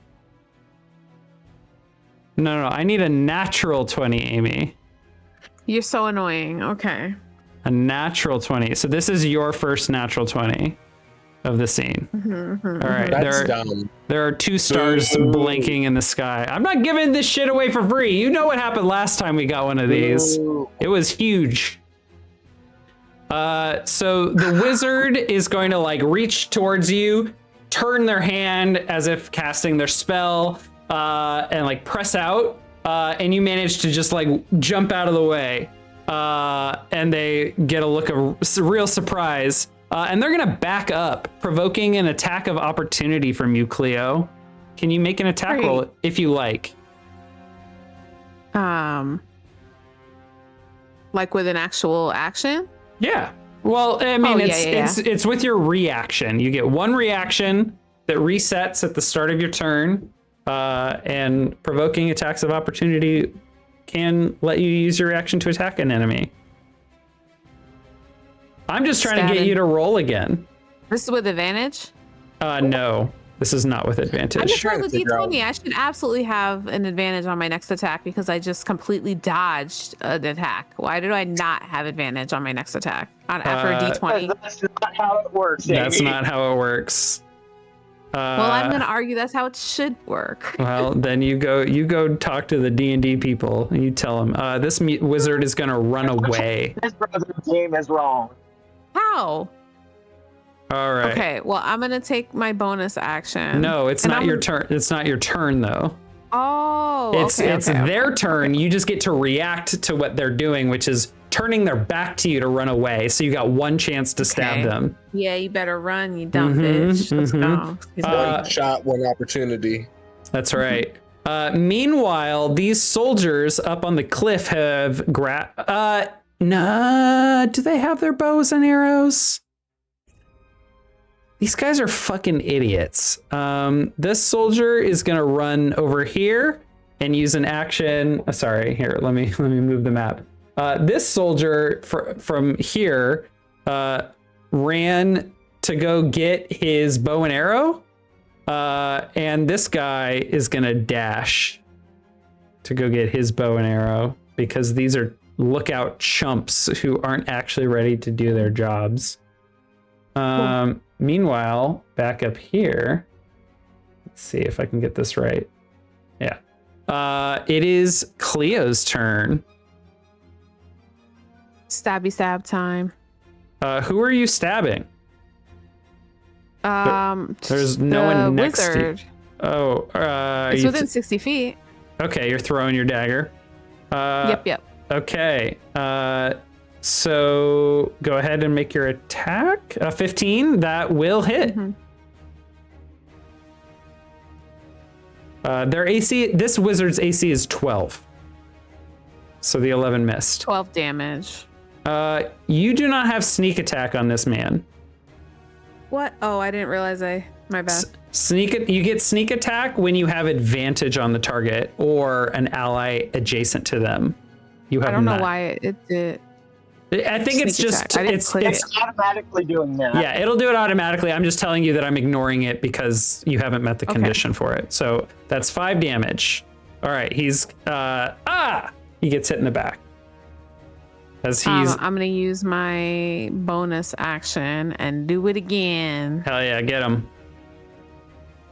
A 24 is a natural. A nat 20. No, if you hover over it, it will tell you it's a 20. It's a 17 plus your modifier, which is 7. Okay. You rolled an 8, which is exactly how much health this guy had. He dies. Bye, bitch. Bye, bitch. No more transmuter wizard. Any Transmute movement? Your life to second breath. Actually, don't. Don't forget I said that. All right. Any movement from you, Cleo, as this ogre, whose head had just cocked at the order from the necromancer wizard to clobber these fools and add them to the dam, turns to face you. Who are you doing? I'm gonna with your dash my ass up out of here and move 30 feet in this direction so that I'm a little further from this ogre. Go take a bath. All right. Mascara. Maz is going to move here-ish and shoot this douchebagish. Hell yeah. Shoot his ass. Her ass. Whatever their ass is. Shoot it. They have AC 15 with mage armor. It's a 3. That's one. A second attack. An 11. Oh no. This is not good. Oh, wait.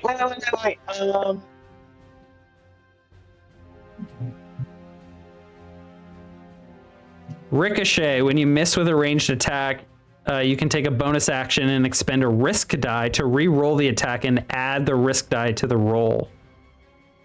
Yes, we will do that. That's your bonus action. Is that what you were thinking of? Yeah. Okay. Yes. And you have 4 of these risk die. Yes. I spent one to get the extra hit points that basically saved my life. Yeah. Okay.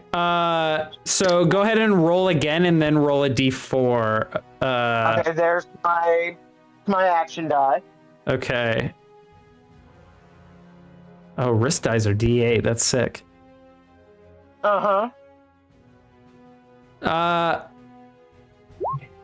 And Look at that. then, so Sure. that's a 16. That hits. So I'll take the 9 damage. Okay. And that uses a bonus action, so you can only do this once. Yeah. Gotcha. All right. Anything else?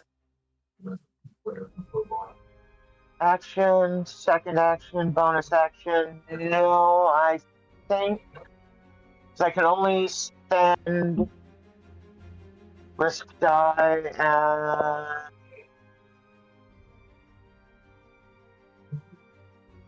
yeah, I can't just spend another risk die to do another bite the bullet, or I would. So yeah, I'm done. Okay. So the ogre zombie on the right is going to make an intelligence check. Yeah, be dumb, please. He's Please dumb. be dumb. And the Dumber. order he was given is not explicitly clear. I need him dumb and blind. So the like, zombie is fully. going to walk over to this transmutation wizard and start walloping him back and forth on the ground, smashing his an body. icon and a scholar. And this wizard is now not coming back from the second breath. Yeah. At least not into a able body. Now, this ogre on the left is not as unclear on what it should be doing. It is going to start walking towards you. And it's not in a hurry. Which brings us to Miro. Listen, I just want to say, I've been here before. My whole campaign, I've rolled 1d20. I've rolled 5 other times above 12, and I've kept track. And my average is 7. 7. For the love of God. I need a nat 20. If here. you roll your second d20 of the scene, something extremely good will happen. I promise you. I've rolled like crap this whole campaign. The dice are in your I'm favor holding- tonight. Stop being negative. Roll it. roll it. D20, D20. Okay, that's a failure. Of course it is. Of course. Why wouldn't it be? Because you're putting negativity out there. That's Say you're not gonna that's get it. not how that works. Okay, hang on. Algorithms and things, right? That's die, bitch. That's all. Don't die.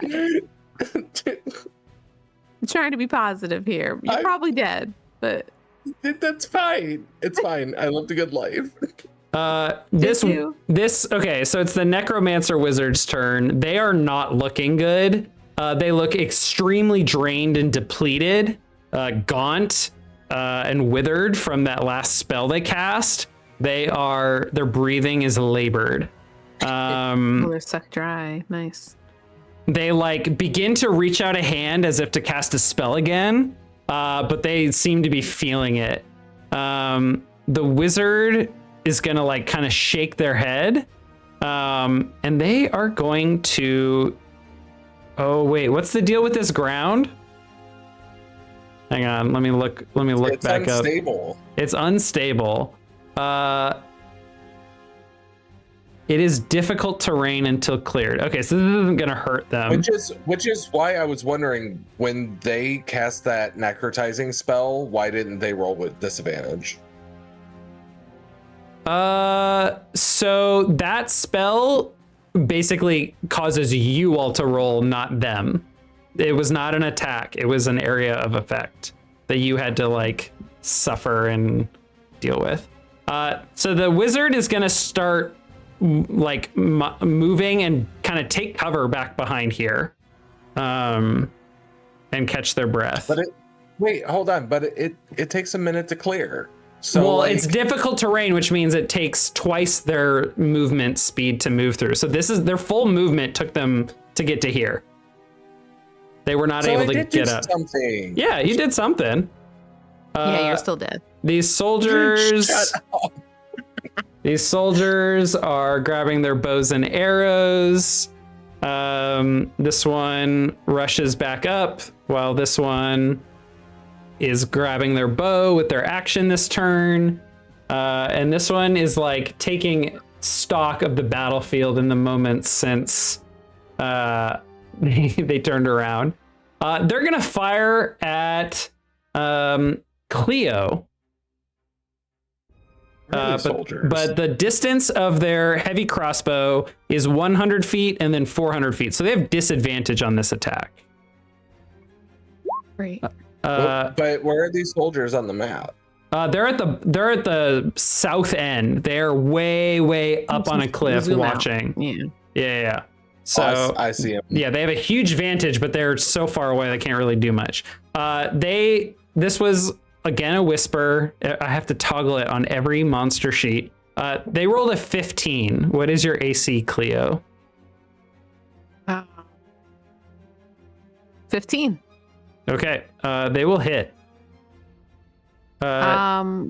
Take 11 damage. I'm gonna use Uncanny Dodge. It says when an attacker you can see hits you with an attack, you can take a reaction to have the attack's damage against you. Okay, round then down. take 5 damage, piercing I would damage. take 6 damage because it's round down. So you are ignoring necrotic. So it's only 11. Round down is 5. Okay, so I take 5 damage. Take 5. Okay. 5 piercing. Girl, don't shoot yourself in the foot. Take the extra HP. Yeah. What? You were trying to take 1 more damage. Don't. Yeah. Just Let take the extra. me tell you. So anytime I'm offering you something that helps you, just take it. If I'm ever doing I'm anything that you honest. disagree with, always argue. Oh, I argue. I know. That's never a problem. All right, Cleo. Miro has been downed very quickly behind you. The necromancer has disappeared behind a rock, and there are 2 ogres facing you really close with some kind of shitty Lutz soldiers firing their arrows long range from afar. What do you do? I don't want to attack these big bitches. Like, why? They're not hitting me, you know? Like, I'm gonna attack the dumb one. Here's what I'll tell you. Here's what I will offer. If you get down here in this like little tiny ravine, the Lutz soldiers with their arrows will not be able to hit you, or likely won't be able to hit you. I'm gonna do that. So I'm that's gonna move down there, something I'll offer if you want to crank up the risk factor even more. I'm gonna come down here. Okay, you see the. Oh wait, how did Mascara That get was here? Mascara. I don't know. Oh, okay. I didn't touch myself. I don't know if we were close and it grabbed both. Was trying to measure. Sorry. Oh, you're Oh, fine. okay. You're fine. Okay, Cleo, you come down I'm here. You gonna see move the myself wizard. there. They do not look. Oh yeah. They do not look well, and they look freaked out to see you. What do you do? I'm gonna end his fucking life. Is what I'm gonna do. End it. End him. I'm gonna use a psychic blade to try to slit his throat. Fuck yeah. Oh. Am I at advantage? No. Rise. Oh.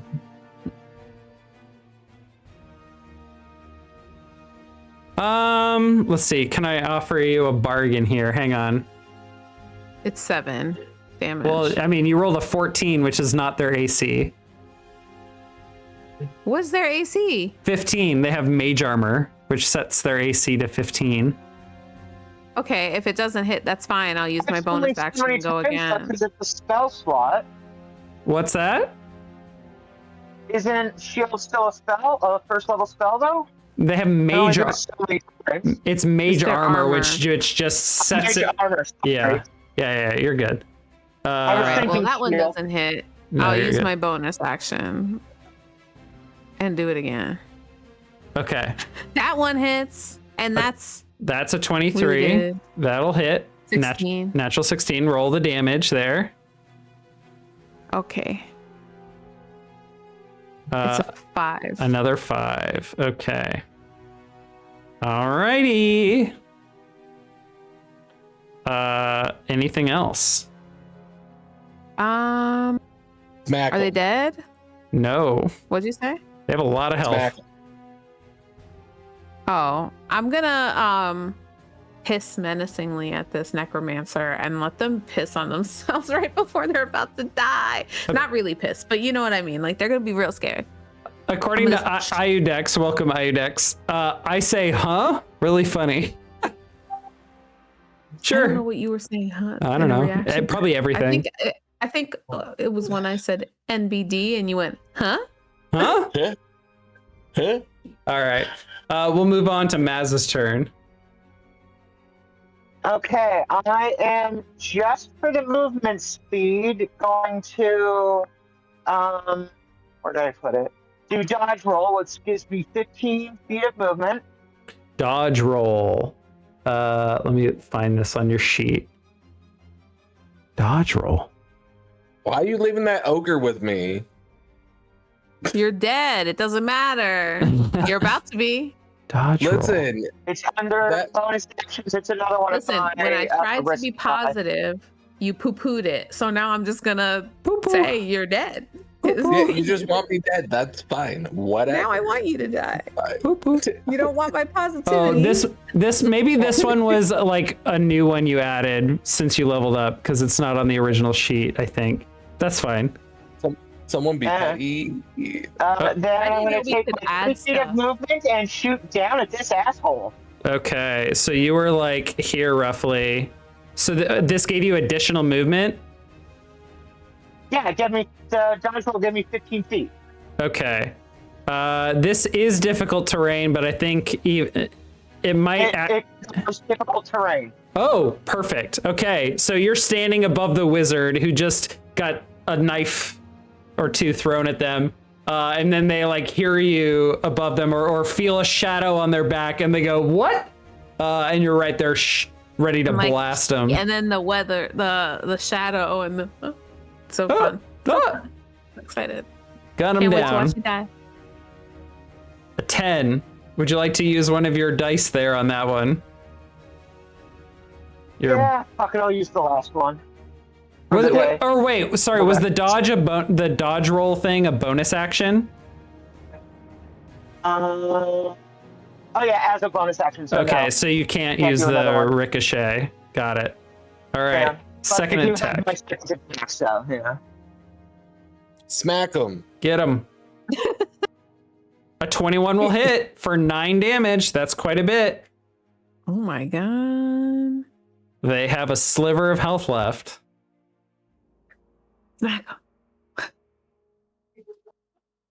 All right. Anything else before I turn it over to the ogres? God. Unfortunately, I don't think I have anything else. All right. The zombies will go. The ogres. This ogre who is pulverized the transmutation wizard is going to make an intelligence check. They realize they have succeeded at pulverizing this wizard, and they will fling their body into the dam. Whee! And then they will turn towards you, Cleo. They will begin walking over here, and they will close with you. And they are going to slam you with a 20. You are dodging. Yeah, I am. Yeah. Okay. You're going to take 14 reduced by half using your reaction. So take 7 bludgeoning damage. Oh. Okay. I don't like that sound. Oh. Oh. My chair. Oh, is that what that was? You. I thought that was Amy as well. My chair. Okay, this ogre is going to start making their way to Mazkara. They get 15 feet, then they spend 10 feet, and then they can't quite reach. They're so close. They like swing at you, but they're just not close enough to actually make an attack. Which brings us to Miro. Second saving throw. A 9. A second failure. You gonna die. What do you need to get? A 10 or higher will count as a pass. Okay. And then if you get All three, right. if you get 3 successes, you stabilize and you stop, like, you're not on death's door anymore, but you're like unconscious. If you fail 3 times, you die. Oh, so you just gotta get 3 in a row. And That's Dave it, has just failed 3. twice and gotten no 3 in a row. successes. You got this. A natural 20 will bring you back to consciousness with 1 hit point. Okay, work. Mm-hmm. All right. The necromancer is desperate and cornered. Let's see what they're gonna do here.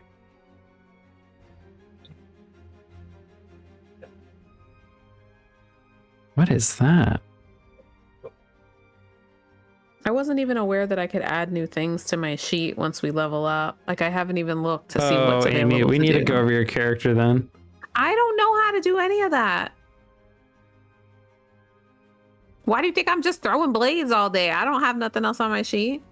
I think the wizard is going to... I think they're just gonna dodge and run. They are afraid for their life.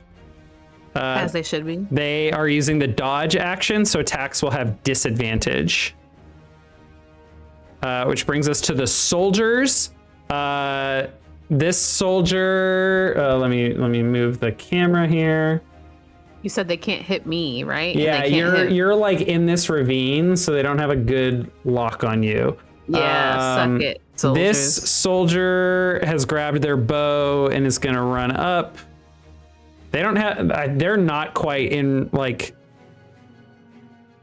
No, yeah, they can both shoot. They're gonna look at Mazkara. What is your AC, Maz? 14. 14. Okay, first attack has disadvantage. That's a miss. Second attack has disadvantage. That's a 4. So arrows are just going flying. They're not really hitting their target. Which brings us to Cleo.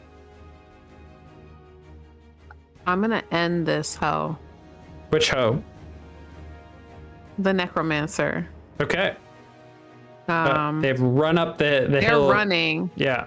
But they're still close enough where I could like attack them from behind. I'm gonna, with my mind, throw a dagger like directly at their back and hope that it hits and they're like, All right. They're dodging, so you have disadvantage on the attack. That's fine. Okay. Oh. Roll again. A 14 will hit. Click roll damage, please. You deal 10 damage, which is exactly how much health they have. And the ogres fall apart. Oh, I ate that. I ate that. Now let's hope Miro doesn't die. All right. What else, Cleo? Oh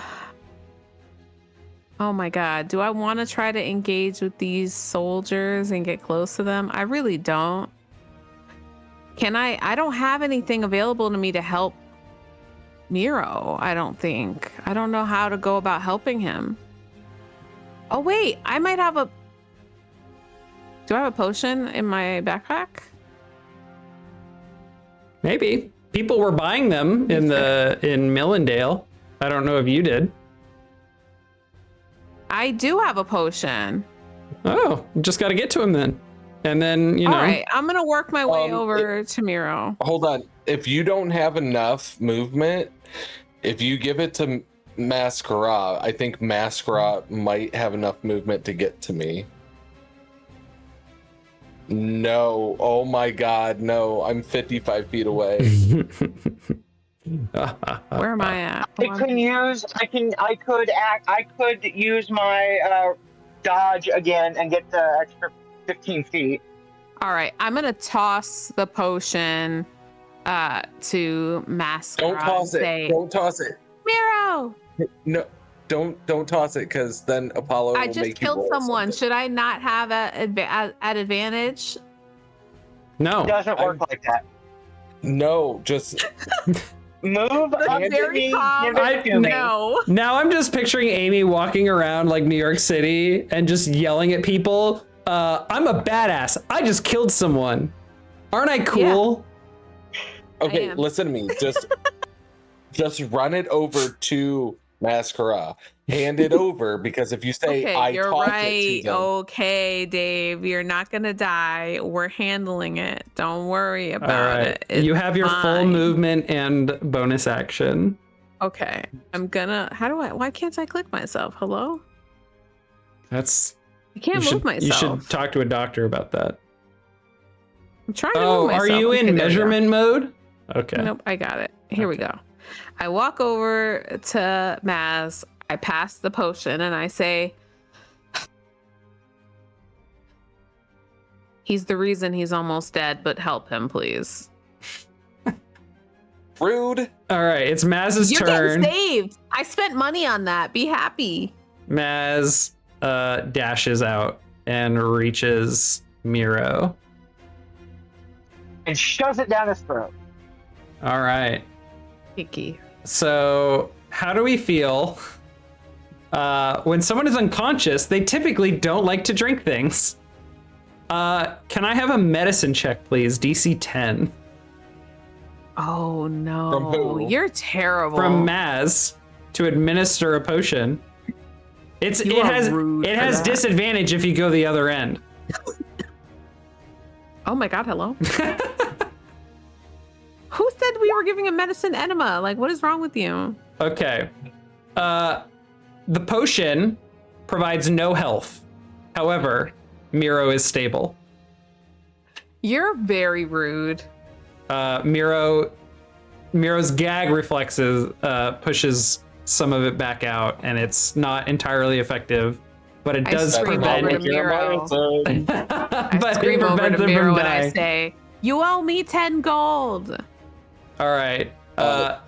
Miro, sputtering, you cling onto life and consciousness, but you are very weak. Maz is shoving a bottle down your throat. What do you say or do?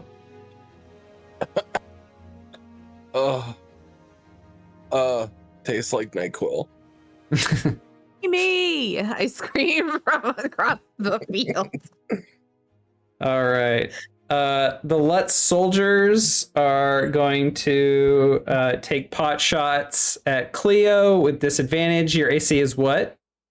15? 15, I think. All right. First attack is a 4. 15. Second attack is a 15. Oh, good take- thing I'm using my my reaction again. Take 6 damage. Is that the half? Yeah.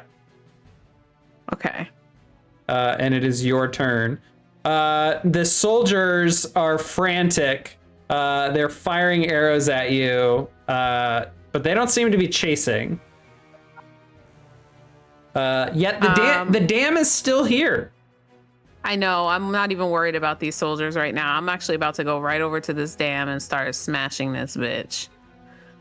This is it right here, right? The dam is made of trees, boulders, and mud. Your daggers Right, so aren't I can going to do shit. It's not just daggers. I can form it into like whatever weapon with my mind that I want to do. So I could try, right? Like I could pretend it's like a big ass sledgehammer and try to like hit this wall. That's a couple interesting. times. Yeah, Okay. I'm gonna do that. I'm gonna try. All right, heave. Oh, wow, a 22 is pretty good. No. Give me 5 damage. You chunk into a tree, and you definitely damage the tree. There is a massive pile of trees and boulders.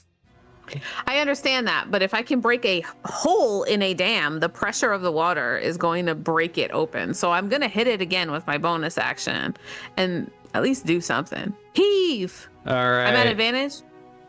No. I'm gonna ask every time. You will never have advantage on this with this weapon. Listen, I don't have anything else. I have a bow. Like, what am I supposed to do with a fucking bow? Well, maybe you don't have what you need to do the work. So let's work on my sheet. So the soldiers are gonna keep shooting arrows at you while you're doing this. Meanwhile, Maz and Miro, what's going on over here? What's the plan?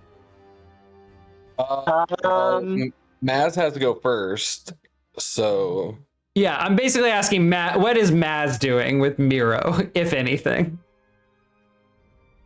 So the soldiers are where? They're Specifically? so if you look down to the south at the top of the waterfall, they're like on the road, or a road, and they're firing arrows down at Cleo, who's trying to destroy the dam.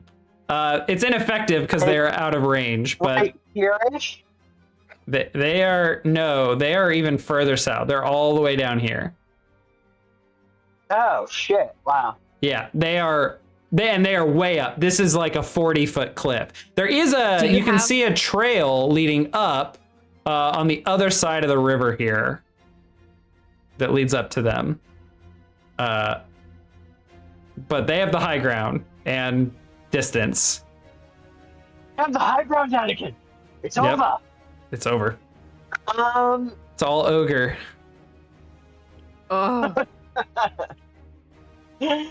the dad jokes are strong. So with this one. stepping out of initiative, because it seems like Cleo's just gonna be walloping on this huge pile of stuff while they are ineffectively shooting at her. So we kind of have this like Eventually. decision point of how to handle this moving forward.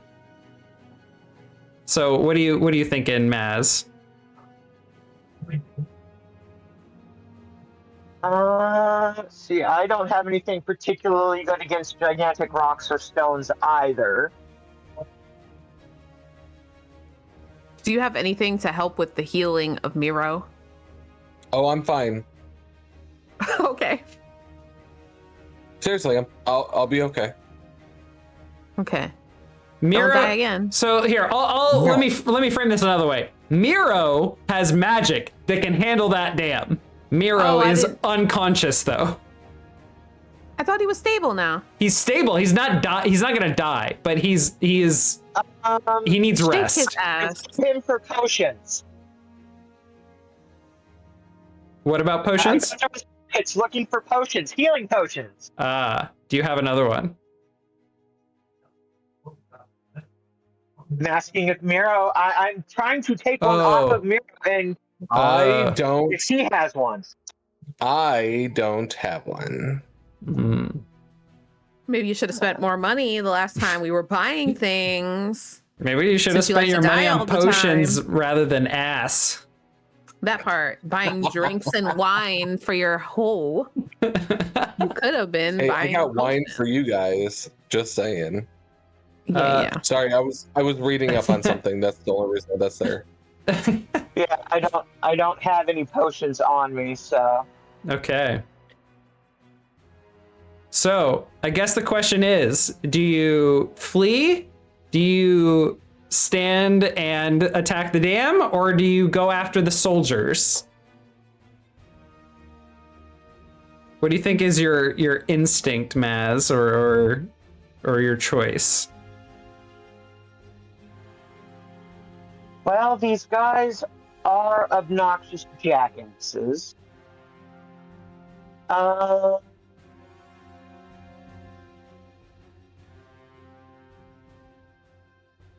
I will 60 here.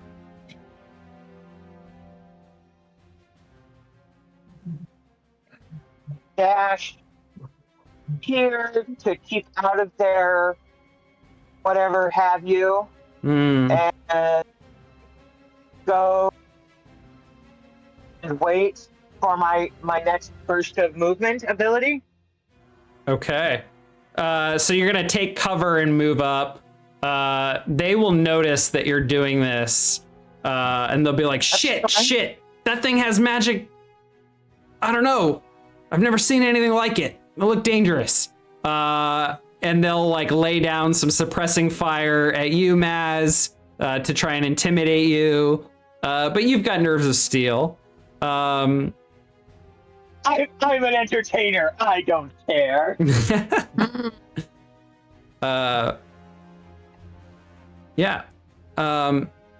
So are you going to continue advancing using cover, basically? Is that your plan? So you said if I can get right about here, I'm how far away? If you get to the base of the cliff, it's like a 30 or 40 foot cliff, but they will not be able to see you anymore. So I think with a dash action, you could get out of their range. Here, I can't see them either. Right, but they won't be able to see you. Well, how's she gonna shoot? Well, she'll have to get closer. She'll have to climb, one way or another. Can I ask you how many hit points it would take for me to bust through a piece of this dam to allow it to break through? Uh, I can see them from where I am right now. Okay, yeah, you can probably see them. With the guns, I don't think you have to worry about gravity. Yeah, so you can make some shots.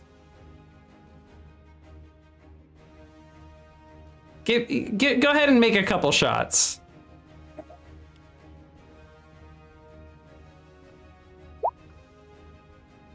Oh, that's an... Cantrips, motherfucker. Oh, firebolt. Okay. You throw a firebolt, it goes wide. They're like, shit, she's got magic too. Fuck. And they're gonna have to make a decision. Cleo, you are working on this dam, and you're not feeling like you're making much progress. You're so annoying. Oh, This is not the tool. I'm gonna have to join the fight. I know. I don't. Well, Miro's fucking half dead. So what am I supposed to do? Just not give the water? We came all this fucking way because he's. Do you have a medicine score at all? It's not my fault. All right. I have no spells. I don't have anything.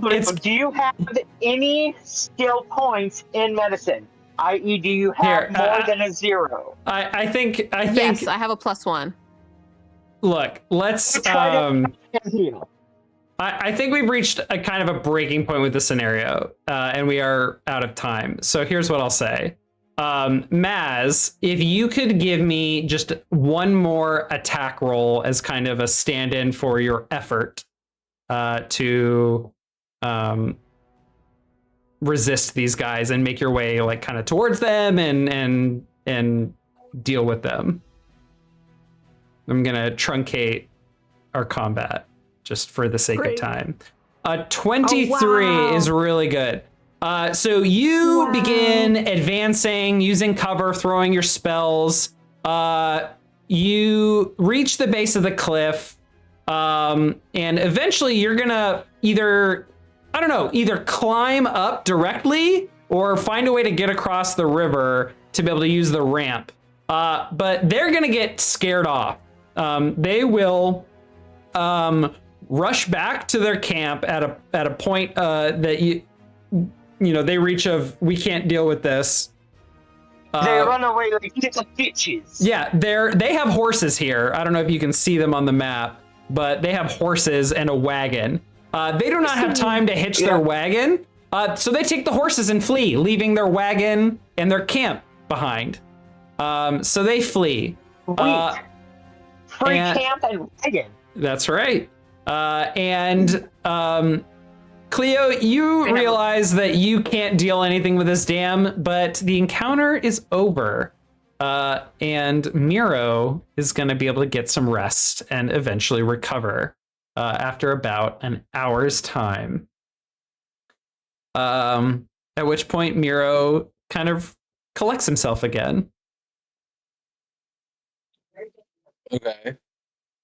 So what I'm hearing is Miro had us come all this way. We fought all these monsters. Miro almost died, and then people still don't have water. Okay. All right. Well, when Miro gets healthy enough, Miro can break the dam. Yeah, there's a perfectly good camp up here we can go rest at and raid the wagon. That's true. Okay. That works. We could do that. Rest. Yeah. Then Miro break. Go Sure. team. Okay, let me just take some quick notes here. Looting, camp, and wagon. Destroy Did we find dam. anything good? Yes, there are quite a bit of supplies here. There's food. There is a strong box, a lock box, with a huge lock on it. You're not sure what's inside. I don't know if you have any spells that might be able to destroy the box, but it also might destroy what's inside. But in the meantime, we have a thief. That's true. I have lockpicking as a specialty, I believe. Okay. Let me check something. Thieves' tools, yeah. So like, I moved me up to Close 3. should be able to get in. Yeah, that's fine, Miro. Miro, Yeah. How are you dealing with the dam? Oh, I was going to use erupting earth on it on the sides of the cliff in order to break the dam.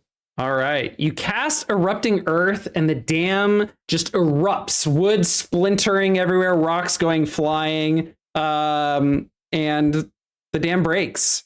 Water. I look over at Miro and I say, I loosened it. Miro just kind of looks at Clea and goes, the body of the wizard goes coasting down the river as he slips in. On the river. And the water going the wrong way, kind of abates. Woo. Can I get a perception check from Sweet rule. Cleo? For all of us? Cleo and Maz specifically, not Miro. so you don't need one from me? No, you're busy at 14. the moment. Okay. I'm 14.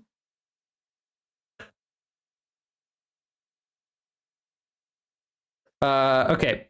They rolled a 3. So Maz and Cleo, while Miro is casting their spell, you notice that the necromancy wizard returns to their body via second breath. Do you have to kill this man? Or are we're not fighting again, right? They begin to start crawling away. I shoot them in the back of the head, point fucking blank. They die. Great. And then I lose. Good job, Maz. Maz was like, I'm not fucking around anymore. Like, And then here comes Scratch walking along. Like, oh, hi. What'd y'all do? I see the water's back. Fish? Go get it. Fish. Water fast here. You fish? We're tired. How? I dip my paw into the water and I snatch a large fish for Scratch and throw it flopping onto the ground. And say, have at it. Pounce, pounce, pounce. Mira goes, I need my rest. There's 3 tents. I'm taking this one. Okay, Sleeping Beauty, have fun. All right. You can go with Cleo. All right. You all are assuming their camp? Yes. For Hell a yeah. short Yeah. time. Like, I think, yeah, enough for Miro to rest. Okay. And And you, loot the car. Anything else? yeah. I will give I want you. to take that lockbox. Yeah, there's a lockbox. Do you have like lockpicking tools here? I do. I have these tools. Great. This lock cannot be unlocked by any non-magical means. It has an arcane lock spell on it. Oh. Or well, can we take the box with us back to the field? It's All right, let's do that. heavy. It's heavy. It's probably like 40 pounds. But there's a wagon here, and if Sylvie and Daniel are going to meet you shortly, within a day or so, sure you can hang on to it for now until then. Yeah, let's hang. Before anything, since I'm still able to talk to Scratch, Miro looks at Scratch and goes, "How would you like to accompany us permanently?" Why? You can just hang out with us, and we'll help get you all the fish throughout the time that you want. Yeah, fish? All Fish. the time? All the time. Okay. Reasonable. We're not doing it every setting second. us up for heartbreak when Scratch eventually gets killed during a battle of some sort. Like, I'm not prepared. I call you Fishman and Fishcat. No, just call us friend. And you? Maz? Scary boom boom lady. That's your I friend. can't understand a thing he's saying. I just hear. Oh, that's right. That's right. Sorry. Miro turns and looks at Mask and says, "Say something nice to Scratch." You have pleasant fur. Scratch, they said you have pleasant fur. I can't. I'm clipping this. I am clipping it. Hold on. Yeah. Scratch will curl up at the top of the cliff near the fire where you all camp. And while you all rest and decide what to do next, and if you're going to wait here for Daniel and Sylvie, or move away from the camp of the soldiers who just fled and are surely reporting your presence and the impact that you all had on their military objective of creating the dam. I think long enough. He was going to give us just enough time for Daniel to show up, and then we can have another small combat. There we go. That's my prediction for the future. I think we stay long enough since we're taking like the cart and stuff. I think Miro looks at the rest of the group and says, "You know, we don't really have shelter. So I think when we go to move, we should take the tents and stuff with us. What do you think?" Sounds good to me. I like free things. I do too. There's a lot of stuff here. You don't have the strength or means to move it yet, because you have no beasts of burden. But we can plan ahead, and just put it in the tent in the wagon. Yeah. Okay. Well, I think that'll do it for us here today. Any shout outs before we go? BIPOC Tower on Friday. We're celebrating Black History Month. We're having our second annual All Black Grimm. Please show up and hang out in the chat and support Black Joy during a very turbulent time in America. We can use your support at twitch.tv/BIPOC Tower. Oh, yeah. For the clock tower, other clock tower people among us, me and Radiant are running test lab on Saturday afternoon. We do funky scripts that we find or untested scripts. It'll be fun. Yeah. If anyone needs a link to that, just message me on Discord and I'll get you in touch with the Lost. Yeah, Dave. I know that. Yeah, I know I've been saying positive stuff at the end of every session. It still continues. As I've been aware, a few friends of mine suffering from manic depression. Feel free, reach out to people that you know are going through tough times. Things are tough as it is for everybody else around us, as well as a whole, as a community, as a nation. reach out, be that shoulder, be that ear, be that voice. You're not one in a million. You're one in the same. Everyone I wanted to bully you. I can't do it when you say nice things like that. Yeah. And something I have going on for the next week or two, or well, I might do it for the next month. Just the general notion of fuck ice. Okay. Well, that's it. That's all we got.